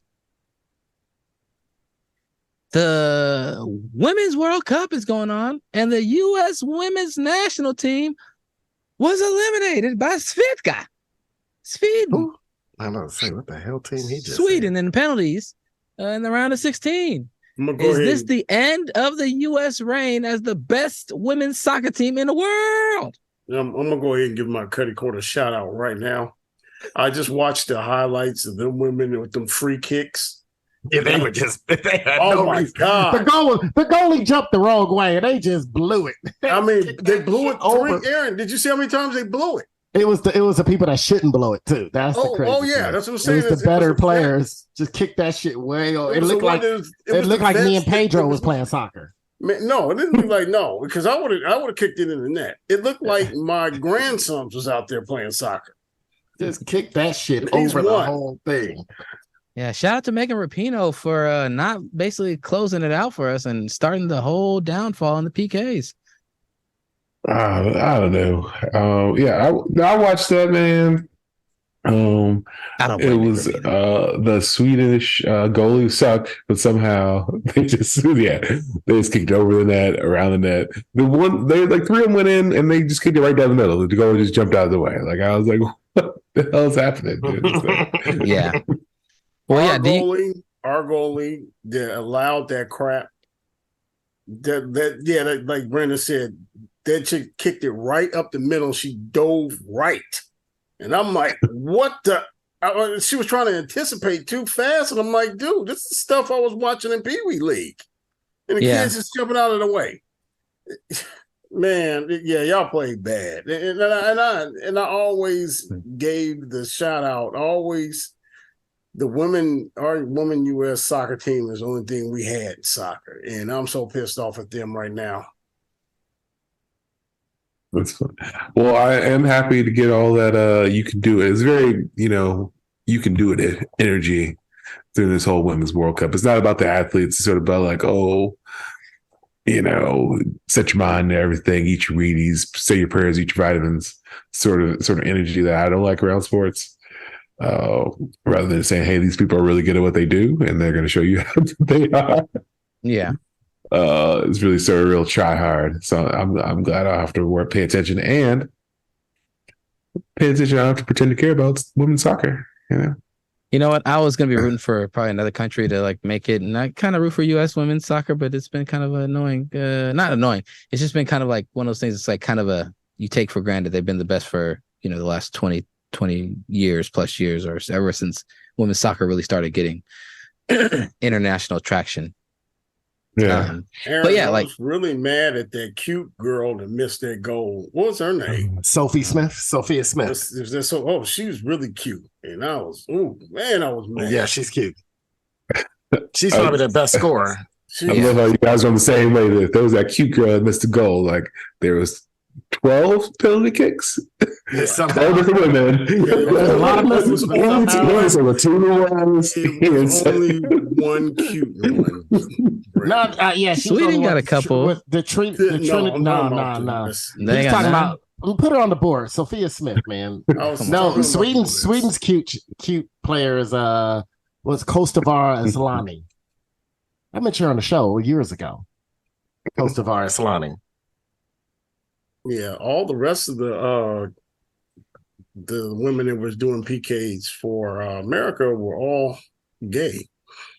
Come on, Pedro. What? Pedro, he don't even know that. That's Sophia Smith. Pick the one boyfriend because they always make sure they look good when they got their. I like it when they're in their soccer uniform and that. No, man, you and other guys like him in their soccer uniform. No, I like him when they looking like. I like him like this. This is what I'm talking about. Pick the one. She's so pretty. Oh God, look at her. This isn't good. This really is not good. I don't need to hear talk though. Go to Trinity Ramen. Go to Trinity Ramen. You can start making it. I like the different dimensions of sexism. Like, and I don't need to hear a voice. Yeah, we just. He went more sexist. The other ones doing PK kicks, they were all studs. What about Dennis Rodman's daughter, Pedro? Oh no, that's the one I was talking about. No, she didn't kick. That's not her. That's not. I don't think she kicked. Jared just knows how not to click on. Do you know how to use Google there, Jared? Let me call somebody. Let's call our supervisor and tell her, send you another training how to get Google images. Yeah, she kind of looks like Zendaya. She didn't kick. Was she out of the game already? Yeah, it was Sophia Smith that kicked. But hitting Kostavar. They look alike. C-O-S-T. Kind of cute. She's cute too. Oh, put in Mallory Pugh. Let me see what Pedro thinks about Kostavar Asllani. A-S-L. Just get it close, dude. You ain't got to get it right. A-S-L-A-N-I. Just hit Google, man. God damn it. Put in Swedish soccer, man. Dude, that's what you told me to spell. Put in Sweden, A-S-L. Sweden soccer, I'm probably spelling her name right. You're not spelling her name anyway. They said there are no results. They didn't go. KOS. Watch, it'll come up. Damn it. Yeah, that's her. Kostavar, not Kostavar. Dude, it's not how I pronounce it. It's how I mean. How I'm thinking about it. We need to get one of those machines. Yeah. Can we get a better picture of her? That's hilarious. Jesus. Jerry, look, that one in white right there. This is an Aaron type.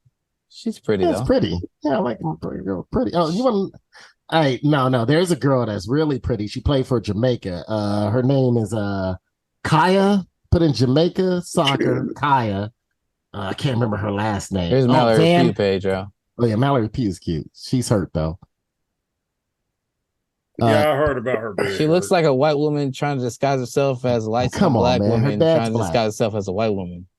Put it, man. Go ahead and put it. See, Aaron, you always talk about how I don't like women that ain't thick. I like her. I would date her and get her pregnant. Put in Jared. Last one. Put in Jamaican soccer. Kaya Van something.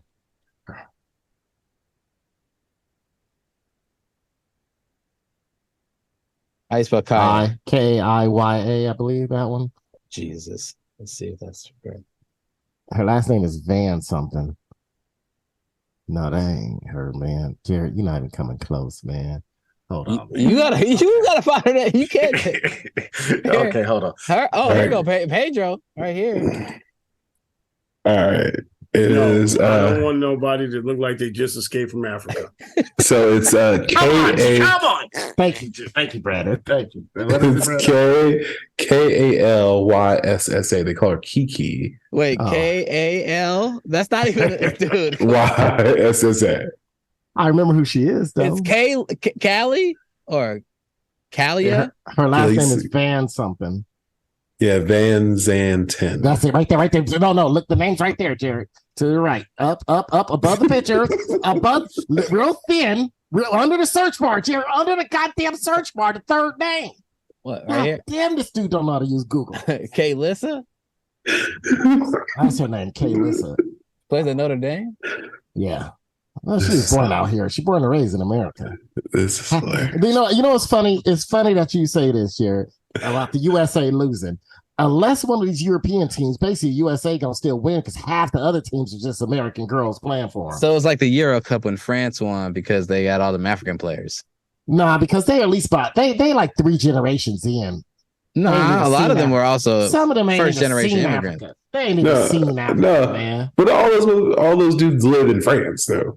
Like these people are going to go back to America once exactly. These people playing the whole Filipino team. Put in the Filipino women's soccer team. Can you put in that and just wait till you see what they look like? The Filipino women's soccer team. It looked like 18-year-old Aaron. When do you do all this research? You know what, Brandon? You know what? The Lord has blessed me to not need that much sleep.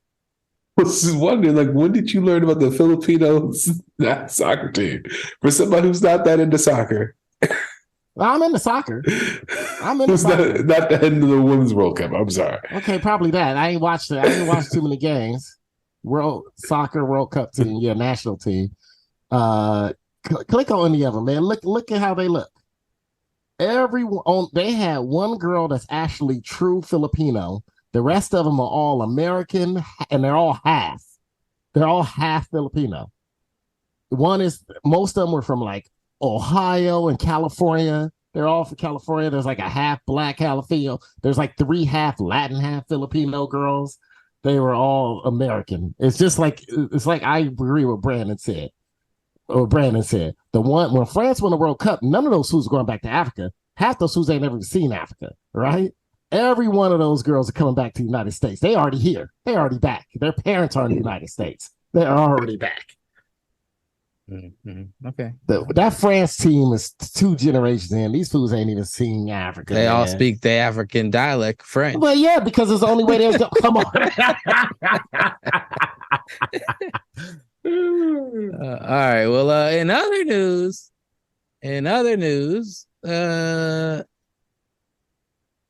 let's see. Oh, there's a problem in Big D.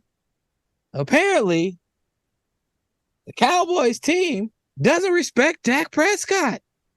There was a viral clip this week of Trayvon Diggs, the newly minted 5th highest paid cornerback in the league.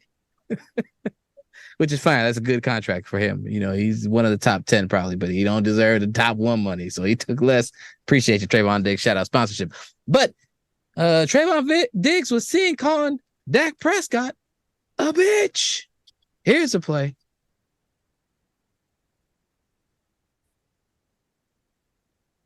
Maybe 44.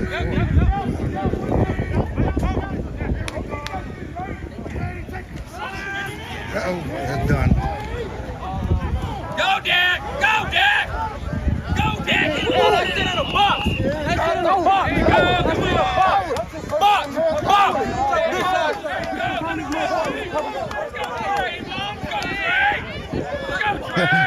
box! Something in my head said he gonna throw the ball at him, but he turned his back. Yeah. Well, what do you guys think? Is there a dissension in the ranks? Does the Cowboys players not respect Dak Prescott, Dakota Rain Prescott, or is this just good camp competition?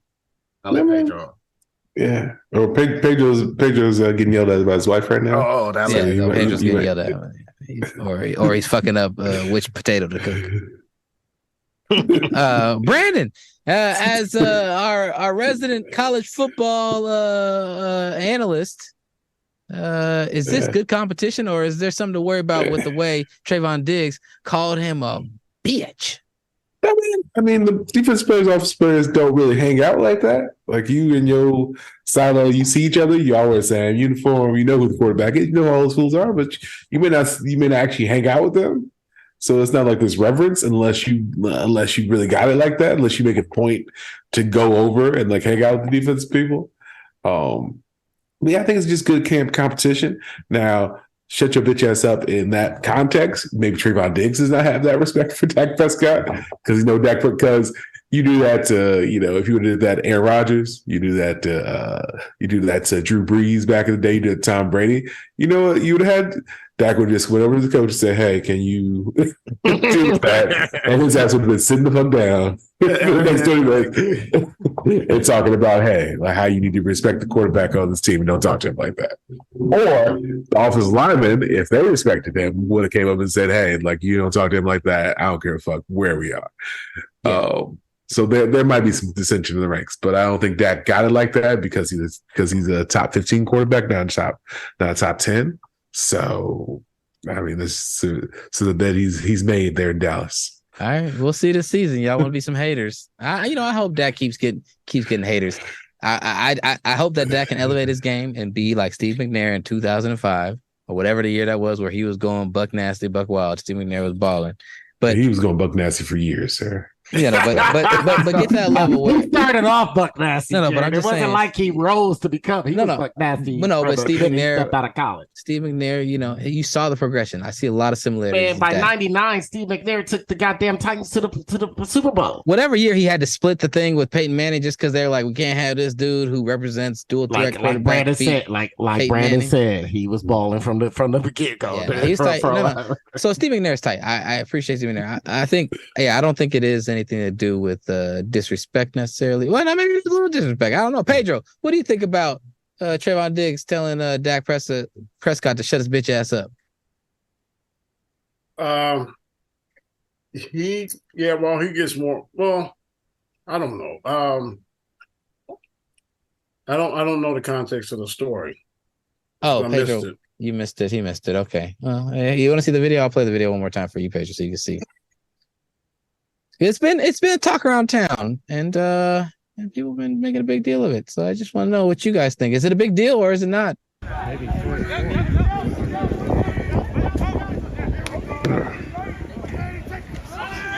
That's done. Go, Dak! Go, Dak! Go, Dak! That's in the box! That's in the box! That's in the box!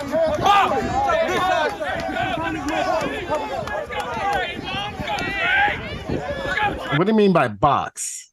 They got him in a box, like he can't go nowhere. I think got you in a box. It looked like he wanted to hit the tight end, and Trayvon Diggs drove on it. Yeah, I think also like 2016 Dak, he's tucking that and running that sooner. I think that if that's the reason why he probably had some. Remember last year was his highest touchdown, his highest interception year. Hold on. See, everybody's taking that out of context. It's just a camp. That happens in every camp. I'm pretty sure there was a lot of DBs. So Tom Brady, run your slow ass in here again, and we're gonna knock you out. That's the one person that probably didn't say it too. Yeah. That's the one person they didn't say it too. I guarantee you they said that. Do you realize what people? Y'all need to follow the podcast. Listen to the podcast of these football players and see some of the stuff they say to each other. Oh, I know what they say to each other. They say stuff like this. Cow practice. You're an African American. I used to sit there and go to cow practice and watch it, especially before season started, what they say to each other. But they didn't say that shit to Tom Brady. If they were signed, they said that to Tom Brady. That's a quick way to be unsigned. No, you think Bill Belichick allowed them to talk like that, Patron? Yes. Yes, competition. What do you still hear them say about Bill Belichick? He ran that show. Aaron, if you in practice in your quarterback, that's probably the reason why he didn't like Bill Belichick, because he let all them. All of them said that. No, Asante Samuel said we didn't have fun. It wasn't like being at other teams. Okay. They weren't allowed to say shit. Their practices are like a fucking library. Well, everybody else practices wasn't. I agree. That's why I said I don't think it happened to Tom Brady because Belichick didn't allow them to do that shit. I guarantee you somebody said something to him he didn't like. Believe me. The niggas can't control themselves. We're talking about all kind of irregular sex. They can control when they ain't got money to pay for shit. And they don't They're care. down the street working up the cow wash. Man, they go sign with the Jets. They're down the street. They'll be down the street working up the car wash. If you're a made man, you're gonna talk shit. Okay. Ain't no such thing as a made man than a Belichick team. Okay. Look at everyone he cut. That's why that nigga, and that's true, right? Is 6-10 now. It's true. That's why I said nobody was allowed to talk to Tom Brady. That was the reason he got 6 Super Bowls. Tom Brady. Oh yeah, no, because Tom Brady would talk right back at you through the ball in your ear hole. Yep. No, that's true. That's why. It's not make believe. No, I will say Kirk Cousins probably goes home with a notebook of new curse words to study after practice. No. Listen to Chad Ochocinco on podcast, Pedro. He talked about the practices, how they weren't like other teams either, how it was quiet and professional. It was professional. Yeah, I can see that with that a little bit, but I do think that most places you're gonna have people talking shit, especially Trayvon Diggs is not just like some random dude. He's one of the highest paid players on the defense. He's the best corner on the team. He's the highest paid corner on the team. He's expected to be one of the defensive stalwarts and cornerstones. So in that, he just signed a new contract. Like, you want one of your lead dogs on the other side of the ball challenging you at the lead dog. That's the way I see it. So, like, they can talk shit. There's plenty of times where Dak probably, is diming him up and getting touchdowns in camp, and he can say a little shit. I don't know if Dak is as much a shit talker, but man, I like to see that. I like to see that. You're ratcheting up. I want to see intensity. I want to see motherfuckers, saying, really going at it. It sound like you being cowboy biased, dude. That's why I brought the story up. In other NFL news, sounds like it's early August. That's what it sounds like. Yeah, it is. In other NFL news, an early list of potential first ballot Hall of Famers was released. Oh my God! For the NFL, the ones they just let in. And here's the list of some of the first ballot guys that could be nominated. 2 guys on that list. I see 2 Eric guys. Berry, Jamal Charles. Wait, who are your 2 guys? Well, my 2 guys. Hold on. Let me just read the whole thing. Damn it. Let him read the whole thing, then I'll say my 2 guys. Jesus, you just want to start talking and people don't know what's on the list. On the list is Eric Berry, Jamal Charles, Antonio Gates, Derek Johnson. I should say their position, right? Safety Eric Berry, running back Jamal Charles, tight end Antonio Gates, linebacker Derek Johnson, quarterback Andrew Luck, wide receiver Brandon Marshall, defensive tackle Haloti Ngata, defensive end Julius Peppers, offensive guard Josh Sitton, center Max Unger, defensive tackle Kyle Williams. Of this list, is there anybody that you think or would argue is a first ballot Hall of Famer? I can't vote 2 for names. nobody. I can't vote for nobody who don't like no horses. Oh no. 2 names are first ballot. It's only 2 names first ballot on that list. And that, to me, Antonio Gates and Julius Peppers. Only first 2. That's it. And then after that, I see I maybe I agree, by the way. maybe there one like fringe Hall of Famer. If he gets in, I won't be mad, but I understand, and that's probably Eric Berry. I don't know. Like I said, he was really good for a few years, but he didn't play long enough. Well, he had that cancer. Remember, he came back and became. And then he tore his Achilles. Yeah, and that was it, and he's done. Well, Nobody wanted to pay him. Yeah, so he got past cancer and like he balled out. That was I don't remember which. Yeah, this ain't a Hall of Fame. Didn't get past that horse. He was afraid of that horse. You know it's what? really just Julius Peppers and Antonio I would say Gates. That's it, dude. First ballot, I would also maybe throw in Max Unger because he was one of the best centers in the league for like a decade. Wait, wasn't he with the Bears? Max Unger? No, I think he's a Cal product, or he's Oregon or Cal. Yeah, I think he was Oregon. He's one of those Pac-12 quarterbacks or one of those Pac-12 O-linemen and players that just from that era when you actually had guys who were learning like pro-style offenses in college and ended up having good careers. He was the Seattle's. He was man. Seattle. He was the one they traded for Jimmy Graham.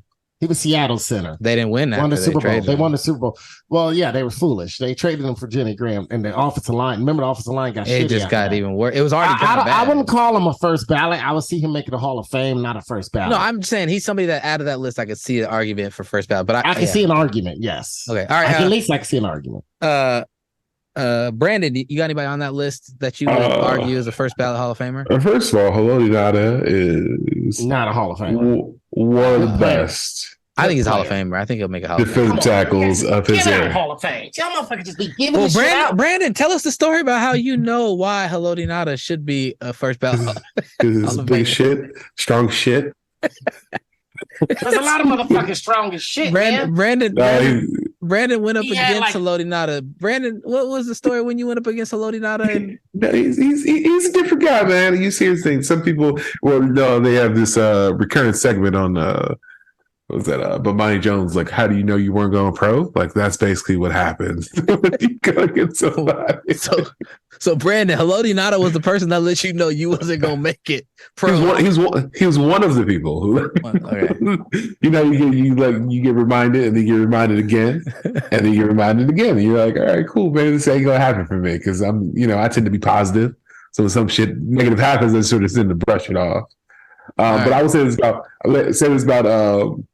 No, he only has 2 All Pros, 5 Pro Bowls because he didn't have stats, but he was one of the best. No. Tackles don't need to have sacks. Defensive tackles don't need to have sacks. And he was the guy. He was mainly the anchor of that of that 2013 championship team. Yeah, I mean, we got to stop looking at somebody to anchor a year 1 year.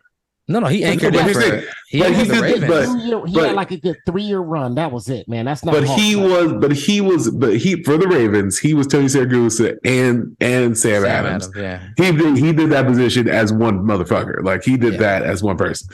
He was a nose tackle in a 3-4 defense, which to be was it 3-4? Yeah, they ran a lot of 3-4. I think they were 4-3 by the time he got the nose tackle, man. Yeah, they were running a lot of 3-4. He was a 3 technique, man.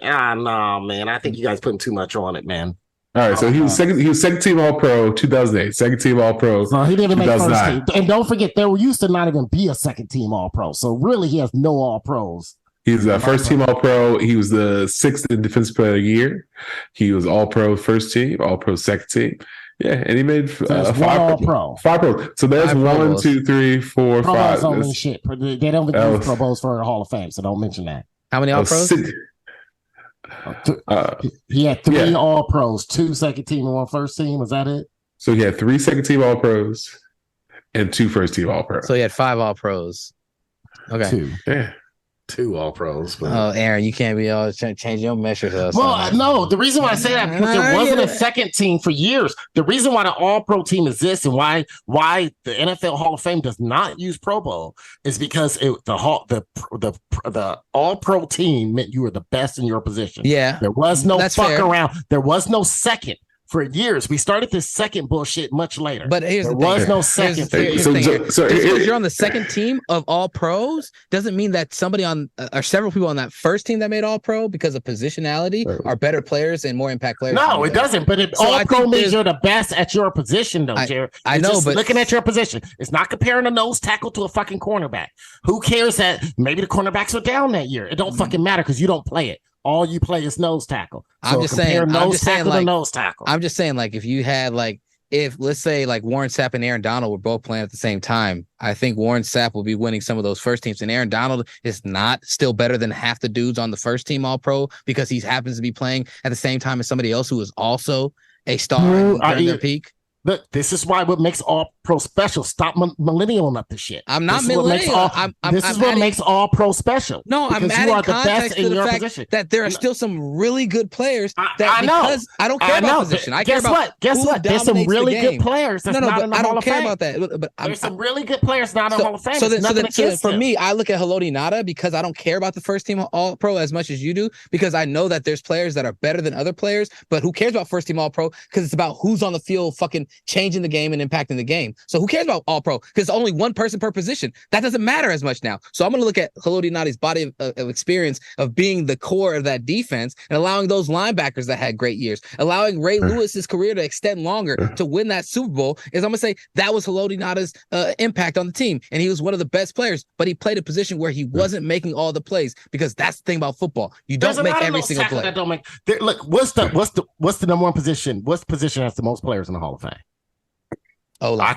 O-line, exactly. How many stats they have? 0. They have 0 stats. Football doesn't go about stats. It goes about how big of an impact you make. I'm not saying he didn't have a big impact. He was a great player, especially for like a string of 3 to 4 years. He was great. He also had to play during Vince Wilfork's prime, who nobody was better than Vince Wilfork at doing. And Vince Wilfork got no stats either. But he's gonna go to the Hall of Fame. He's already in the Hall of Fame. Oh, he got in? Good. Yeah, he's been in the Hall of Fame. Are you sure? Because I don't know if he got in yet. Vince Wilfork has been in the Hall of Fame. All right, so look that up. Somebody look that up real quick. Brandon, look that up. Vince Wilfork. I was looking up who were the other defensive tackles the year Haloti Ngata had his heyday. So 2008, the first team defensive tackles were, I lost that shit already. Albert Hainsworth and Kevin Williams from Minnesota Vikings. They were the first team All Pro at defensive tackle. Say those names again. Say that name again. Kevin Williams and Albert Hainsworth. Hainsworth had that season. So he got beat by them weak fools. Well, Hainsworth was ridiculous. Yeah. He had a couple of years where you're right. You're right, Jerry. I think, wait, how come it says finance 2003 class? Yeah, he's being nominated, but he's not in the Hall of Fame. Okay, you're right. Who else? So 2009, Kevin Williams, he made first team that year with Kevin Williams from Minnesota. Wow. Other defensive tackles making second team were like Darnell Dockett, Jonathan Babineau, Vince Wilfork, Kelly Gregg. No Hall of Famers in that speech. In that bunch. 2010. Going very deep on Haloti Ngata right now. He was first team All Pro with Ndamukong Suh for other people were Kyle Williams, Vince Wilfork, BJ Raji. I remember that name. I thought he was going to be good, but he's a 3 technique. They try to play nose tackle in Green Bay on a 3-4 defense. That's why BJ Raji. He was also about 5'8". He was short weighed about 215 pounds. He wasn't even big. He was I remember they used to say, "Oh man, he's gonna be fleet of foot." They're like Jay Ratliff could do it as an undersized nose tackle. No, Jay Ratliff weighed more than BJ Raji. Didn't even have no weight on him. Jay Ratliff was a 290 nose tackle in a 3-4 defense for 5 seasons, and then fell apart in Chicago. 2009, we had Justin Smith and Haloti Ngata's first team All Pro. Other people, Geno Atkins and Ndamukong Suh, Vince Wilfork, Broderick Bunkley. Okay, let me name some Hall of Fame defensive tackles and how many All Pro first teams they have. Mean Joe Green has 4 first all teams. How many teams were in the league then? How many teams were in the league when Mean Joe Green was in? 32 teams? It was probably about 28. So less teams. NFL didn't expand that much, man. It's 32 right now. Think about it. In my lifetime, it's only added Carolina, and who else? Carolina and Jacksonville. That's the only ones in Houston. That's it. I mean, that's not far off, Jared. We're not talking about like hockey only having 6 teams for fucking 40 years. Carolina, right? Houston, Jacksonville, and one other team somewhere. Cleveland. Remember they added they brought back Cleveland because they became the Ravens. No, here's the thing though. I'm just saying, like, talking about 2018. How many did Mean Joe Green have? How many did Mean Joe Green Green had he still had 4 first teams. There were no second back then. Okay. Aaron Donald right now has 7 first teams. Yeah, right? Aaron Donald is a generational. He's not in the Hall of Fame. Okay, so let's not compare him to generation guys. Like he's a generational guy. John Randa, who was undersized and not drafted, had 6 first team all of them. Warren Sapp had 4. Marilyn Olsen 5. That's in the Hall of Fame. Cortez Kennedy had probably the least so far in the Hall of Fame with 3. Yeah. Out of all Hall of Fame, he has the least. I think Haloti Ngata's from what you're telling me, Haloti Ngata's resume just on the paper things already puts him in the conversation. And from what I saw from him as a player and like understanding the fact that he was the Ravens anchor for that period. So the Ravens going through mediocre quarterback play for a long period of time, that defense always stayed consistent. And one of the main reasons is because Haloti Ngata. Now, is he flashy? Is his name out there? Was he dominating in cerertain ways that like Aaron Donald? No. But what I'm saying is that like he did what he had to do. He balled. He was a baller. He was a baller. Listen, he was a baller. I just don't believe he was a Hall of Fame. I don't believe. Right, well, I myself want the Hall of Fame to still stay what it used to be, and that was really the top players. And he was one of the top players of his generation. Dude, you see, he's getting beat out by Kevin Williams and that weak ass motherfucker from Minnesota and Darnell Dockett's weak. 5 All-Pros, 2 first teams, 3 second teams. No. You see, I'm just naming first teams for the people in the Hall of Fame. They don't even have second team listed. It don't.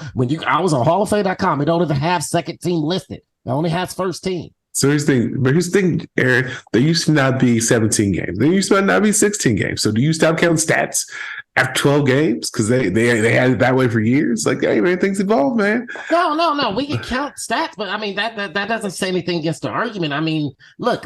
There used to not be participation trophies either, Brandon. Yeah, but they also used to play against guys who were plumbers in the offseason, Aaron. Come on, man. Come on, dude. No, I'm dead serious. Bulls had second. That's a stupid ass argument. There were no plumbers in the 70s. They were making their money by the 70s. Okay. What about Sebastian? They were not making their money. They were making decent money, but some players were not making money. They were making their money in the 70s. There were no so plumbers. many players, Aaron, that were not making enough money to sustain because they only got paid for the season. This is the thing you got to understand, Jared. They still made more in their salary. They made triple the amount than their normal American working class, right? Citizen did. So that was able to sustain and hold them. Were they living like billionaires? Were they making $6 million like Curry? Were they, 60 million like Jaylen Brown's going to make? Or Jason Tatum's going to soon make, or almost 50 million in one season like Curry? No, they weren't making that much, right? So they couldn't live way out. So my question is, they couldn't be living in Appleton saying, no. Okay, don't bring low income housing around me. I make too much money. I get you.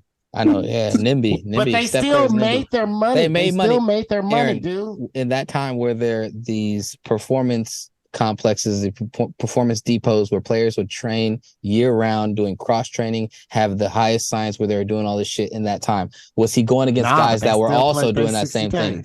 No, there's a difference, man. It's the same thing with the old Paul White trash that used what to I'm run saying baseball. You play during your time period. No one can skip time period. So yeah, he dominated. You're telling me but I will tell you, dominated his time period. I can tell you that back in those days, it would be easier to dominate. Yes, it was easier to dominate. It was easier to dominate. You had to be special. But do you know the rules of the 70s? Go watch football. You could slap a man upside his head and decapitate him and then get the quarterback. That's what you were allowed to do. And that was the 60s. That was the 50s and 60s. You could do that though. No, the Raiders were wearing casts on their arm. The Raiders are like, oh yeah, we would act like we had an arm hurt, and then we just had clubs on our hand, and we just run and start hacking on dudes' arms and hitting motherfuckers. Sound like you had a higher chance. You had a higher chance of not making it to next week, then, Jared. That's against your argument. I'm just saying. It was much more of a violent game. It was back then. Don't sit here and say it was easier to dominate. The game was fucking violent on all sides. Injuries could be more long-term devastating and really affect your career, but if you had, if Julius Peppers played, if Julius Peppers played in 1970, you can't tell me Julius Peppers would not set the all-time sack record before his career was over. Here we 1970. He was 25 pounds bigger than everyone else that he would have been going against at that time, Aaron. Dude, Julius Peppers, if he played in the 70s, he wouldn't be that 20 pounds bigger, Jared. Because he wouldn't have the lift. No.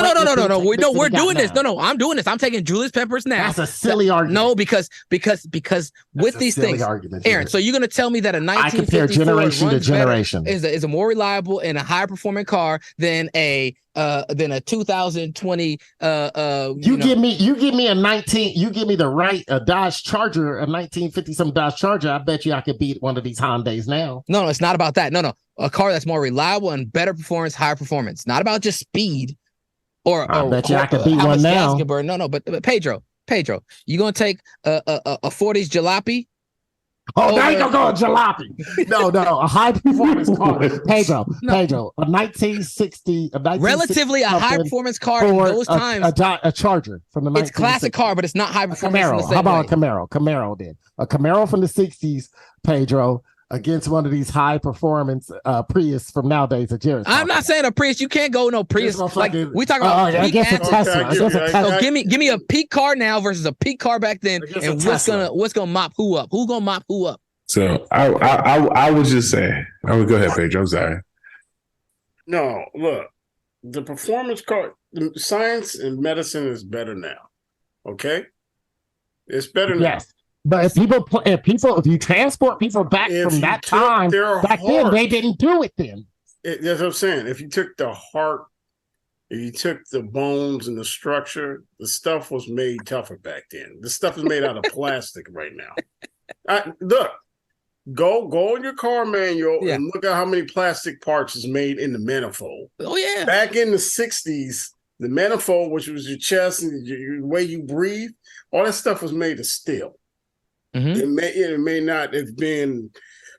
They didn't have the science to turn the wick all the way up, which people used to do in the aftermarket. But yes, it's things are science. It's better now. It's better. It's better now for you to separate yourself from as being one of the best in this game, and everything is you're going to be faster. They're not hitting though, Jared. Because if they get I get that they're not hitting though. I get that. I can't. You know what? We need to stop doing. You can't compare different generations. Because I think because this is just a reconciling the fact of matter that things like the physical abilities of players now is better. Jerry, we couldn't be on here speaking because we're not allowed to. Because they're all black. We're not allowed to have an opinion. We can't compare generations here because guess what? If Joe Green you use 80s metrics basketball all the goddamn time, Aaron, you're not gonna say it like we can't compare generations, nigga. No. I can't help it. You know what? Okay, look, I've seen the game. That's stats. I'm just saying stats. You're telling me that Julius Peppers would perform more than if a 6'6", 285-pound man who could run a 4.4 against, I don't give a fuck who it is. Gene Upshaw ain't stopping him. This is my thing, Jared. If you transport Julius Peppers back to the 70s, then he's eating and working out just like everyone else did in the 70s too. No, Aaron, that's not. You're going off of his freak of natureness. There were freak of natures back then, and those are the guys that were able to stand out even easier back then, Aaron. Julius Peppers also, if you're a freak of nature in that time, you can separate yourself to a higher degree than you can now. That's the point. Now, everyone else, all the other, no. Listen. All the other people who have similar freak of nature abilities are being pushed to these sports or given the best medicine, the best advantages to get the coaching and the training. You ever watch Black.com, Jared? You ever watch Black.com? You telling me freak of nature is being pushed in the sports? Go watch Black.com. Those aren't freaks of nature. They might be freaks of nature in the bedroom. They're not freaks of nature on the court. Dude, those in between them lines. 6'8", No, you Aaron. Now you going all kinds of crazy shit, nigga. No. Hey, go ask Adam 22. Go ask Adam 22, Jared. All right. Well, in other news, In other news, this is why I don't like go out to bars that much in the Bay Area. People always arguing. Oh, in other news, versus Skip Bayless. There was a real fight in baseball. Oh man, I thought we was going up Pac-12. Man, Oh, you guys want to go about that? All right. Well, anyways, Tim Anderson got mopped up. So we can go to that later, man. After this, we don't got a lot of time. Pedro got to go soon. Yeah, so let's go Pac-12, man. All right. In other news, the Pac-12 is imploding faster than Ocean's Gate. As several other teams apparently, shout out to Dan Bruce for that tweet. Apparently are being courted by the Big 10 and Big 12, which will be the Big 14s and 10s and 12s and 14s, whatever it's going to be, whatever. Anyway, it sounds like everyone's getting ready to leave because there's more money to leave, and the division has lost a lot of credibility with USC and whoever else already signed to leave after this season or next season, whatever. Getting ready. They left. Okay, whatever. After this season, they gone. What do you guys think about the Pac-12 in its current state of affairs, and will it last, or is this the basic end of it? There's only 4 teams left to be on after next season. The Pac-4, let's go. There's only 4 teams left. A State and Arizona has officially left for the Big 12, along with Colorado. Colorado, I think, left this year. Am I right, Brandon? Deion Sanders? Yeah, they signed like a couple weeks ago. Deion Sanders paid. They went ahead. He told them to pay the money to leave now, and they did. So they already in the Pac. They already in the Big 12. UCLA, USC already signed, over a year ago to go on to the Big 10, and then the Big 10 just poached Oregon and Washington, UW. So the Pac-12 is 4 teams left. That's it. And I don't know what's gonna happen, man. The Pac-12 did it to themselves. Did it to themselves. I mean, what you think, Brandon? Yeah, well, I think the main problem is like the biggest markets for those schools don't watch college football, like because the Bay Area, Stanford, and Cal, people don't really go to the. But the difference is California. But LA got a big market, right? So you at least got LA. You got at least like the Bay Area. I know, Brandon, it's hard for Bay Area people to hear this. It's not as big as LA, right? Even if you take the whole greater Bay Area, it still don't even add to just LA County, right? Or even hell, it's not even bigger. The whole greater Bay Area is smaller in population to even the Inland Empire, right? It's not even close in size. No, but we're saying we're not talking just the size though. But Bay Area does support sports. Though. Like they go. This is the problem.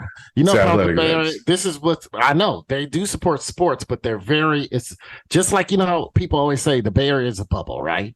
You should know this now that you're no longer living in a bubble. It's a bubble. I know this from moving into this bubble. Like the Bay Area is a bubble, and it's a bubble, and some people are very comfortable. Like Jerry's comfortable with the bubble, right? He'll stay in that bubble forever. I remember this one person at work told me that, Evan. He was like, "Man, I know Bay Area is a bubble." When one day we had a question at work in one of our meetings, and it was, if we could live anywhere, what would it be? And he chose the Bay Area because he said he loves the bubble and he's comfortable with this bubble. And he goes, "I know it's a bubble." And it's the same way. Like the Bay Area, they follow only their team, right? And it's still not even great numbers when you look at that, but they only follow their team. Whereas like when you go to big cities like LA, where it's like, okay, they don't have to follow just USC, UCLA. They'll watch a game. They'll watch a South game. There's plenty of people from the South in LA. There's plenty of people from the Midwest in LA. Plenty of people from these places. There's plenty. You go out there and the bars are crowded with Michigan, Ohio game. You'll see nothing but scarlet and whatever fucking gray and blue and gold that whole weekend. That whole weekend in LA, you'll see people just walking around, going to their bars to watch it. You don't have that in the Bay Area. It's loyal. Bay Area is loyal, like I always say, but it doesn't have the big markets. It doesn't have, you don't watch. Like that's the reason. I think Stanford and Cal fit perfectly in the Big 10 as far as being academic schools, but as far as being like, the Bay Area doesn't, like you said, they don't watch other people's games. Right? They don't. And so, wait, hold on. I just got news. Jared, can you hear me? I just got news, man. The Pac-12 is still alive. New schools are set up to join. I'm breaking this news first. Set to join the Pac-12 after the year after next. I got tabbed to join as University of Phoenix, ITT Tech, Trump University, the DeVry Institute. Hold on. Hillman is set to join. Monster University is going to join. And then last but not least, CDL Trucking School. Come on. Debbie Gibson. You forgot Top G University. Pac-12, they still hope. Advanced School of Driving. Advanced School of Driving set to join the Pac-12. Yeah, what was the name? I couldn't remember the name. What was that school? That was the name. I couldn't remember the name. This is the University of Hard Knocks was coming up. You know what? That was what I thought about this morning when I was getting ready to say that. I thought about University of Hard Knocks. I got to type it down. I think our own Grand Canyon State is set to join too. Well, Grand Canyon State is actually in a D1 conference already. Unlike the Pac-12, they actually got a contract already, a TV contract. I couldn't even put them in this. Damn. They gonna get Holy Names to join the Pac-12. Man, the worst part, come on, man. Holy They're gonna get Crenshaw Christian Center. The worst thing about this is, do you know that Cal and Stanford has 4th and 5th overall most Olympians? This really hurts like the other sports, right? The swimming, the gymnastics, the other sports that Cal and Stanford itself. Number 1, I think UCLA, of course. UCLA's 1. I think USC was like 3. There's another school that's on the West Coast. I was like, and then came Cal and Stanford following those 3. And it's just like, I think there'll be a reshuffling, right? I feel like but the kids have the opportunity to move now, like they didn't have before with transfer portal. The coaches who are really serious about it are going to see these pay cuts, like, hey, we can't be going to the salary, and then they're going to be like, all right, cool, I'm going to go here, and I'm going to take these athletes with me. So I don't think. But Stanford and Cal had those traditions in those schools, right? They are. Stanford has the tennis, the golf. The Pac-12 was around for 108 years, and they basically found out they were going to Donda Academy. Like that's what they found out. I should have said Donda Academy and then whatever LeBron James school. The Promise Academy was set to join. I promise. I promise is too far east. You can't do that. It's in the same place Ohio State, Pedro. You might as well. Bishop Sycamore was going to join the Pac-12. Exactly. In other news,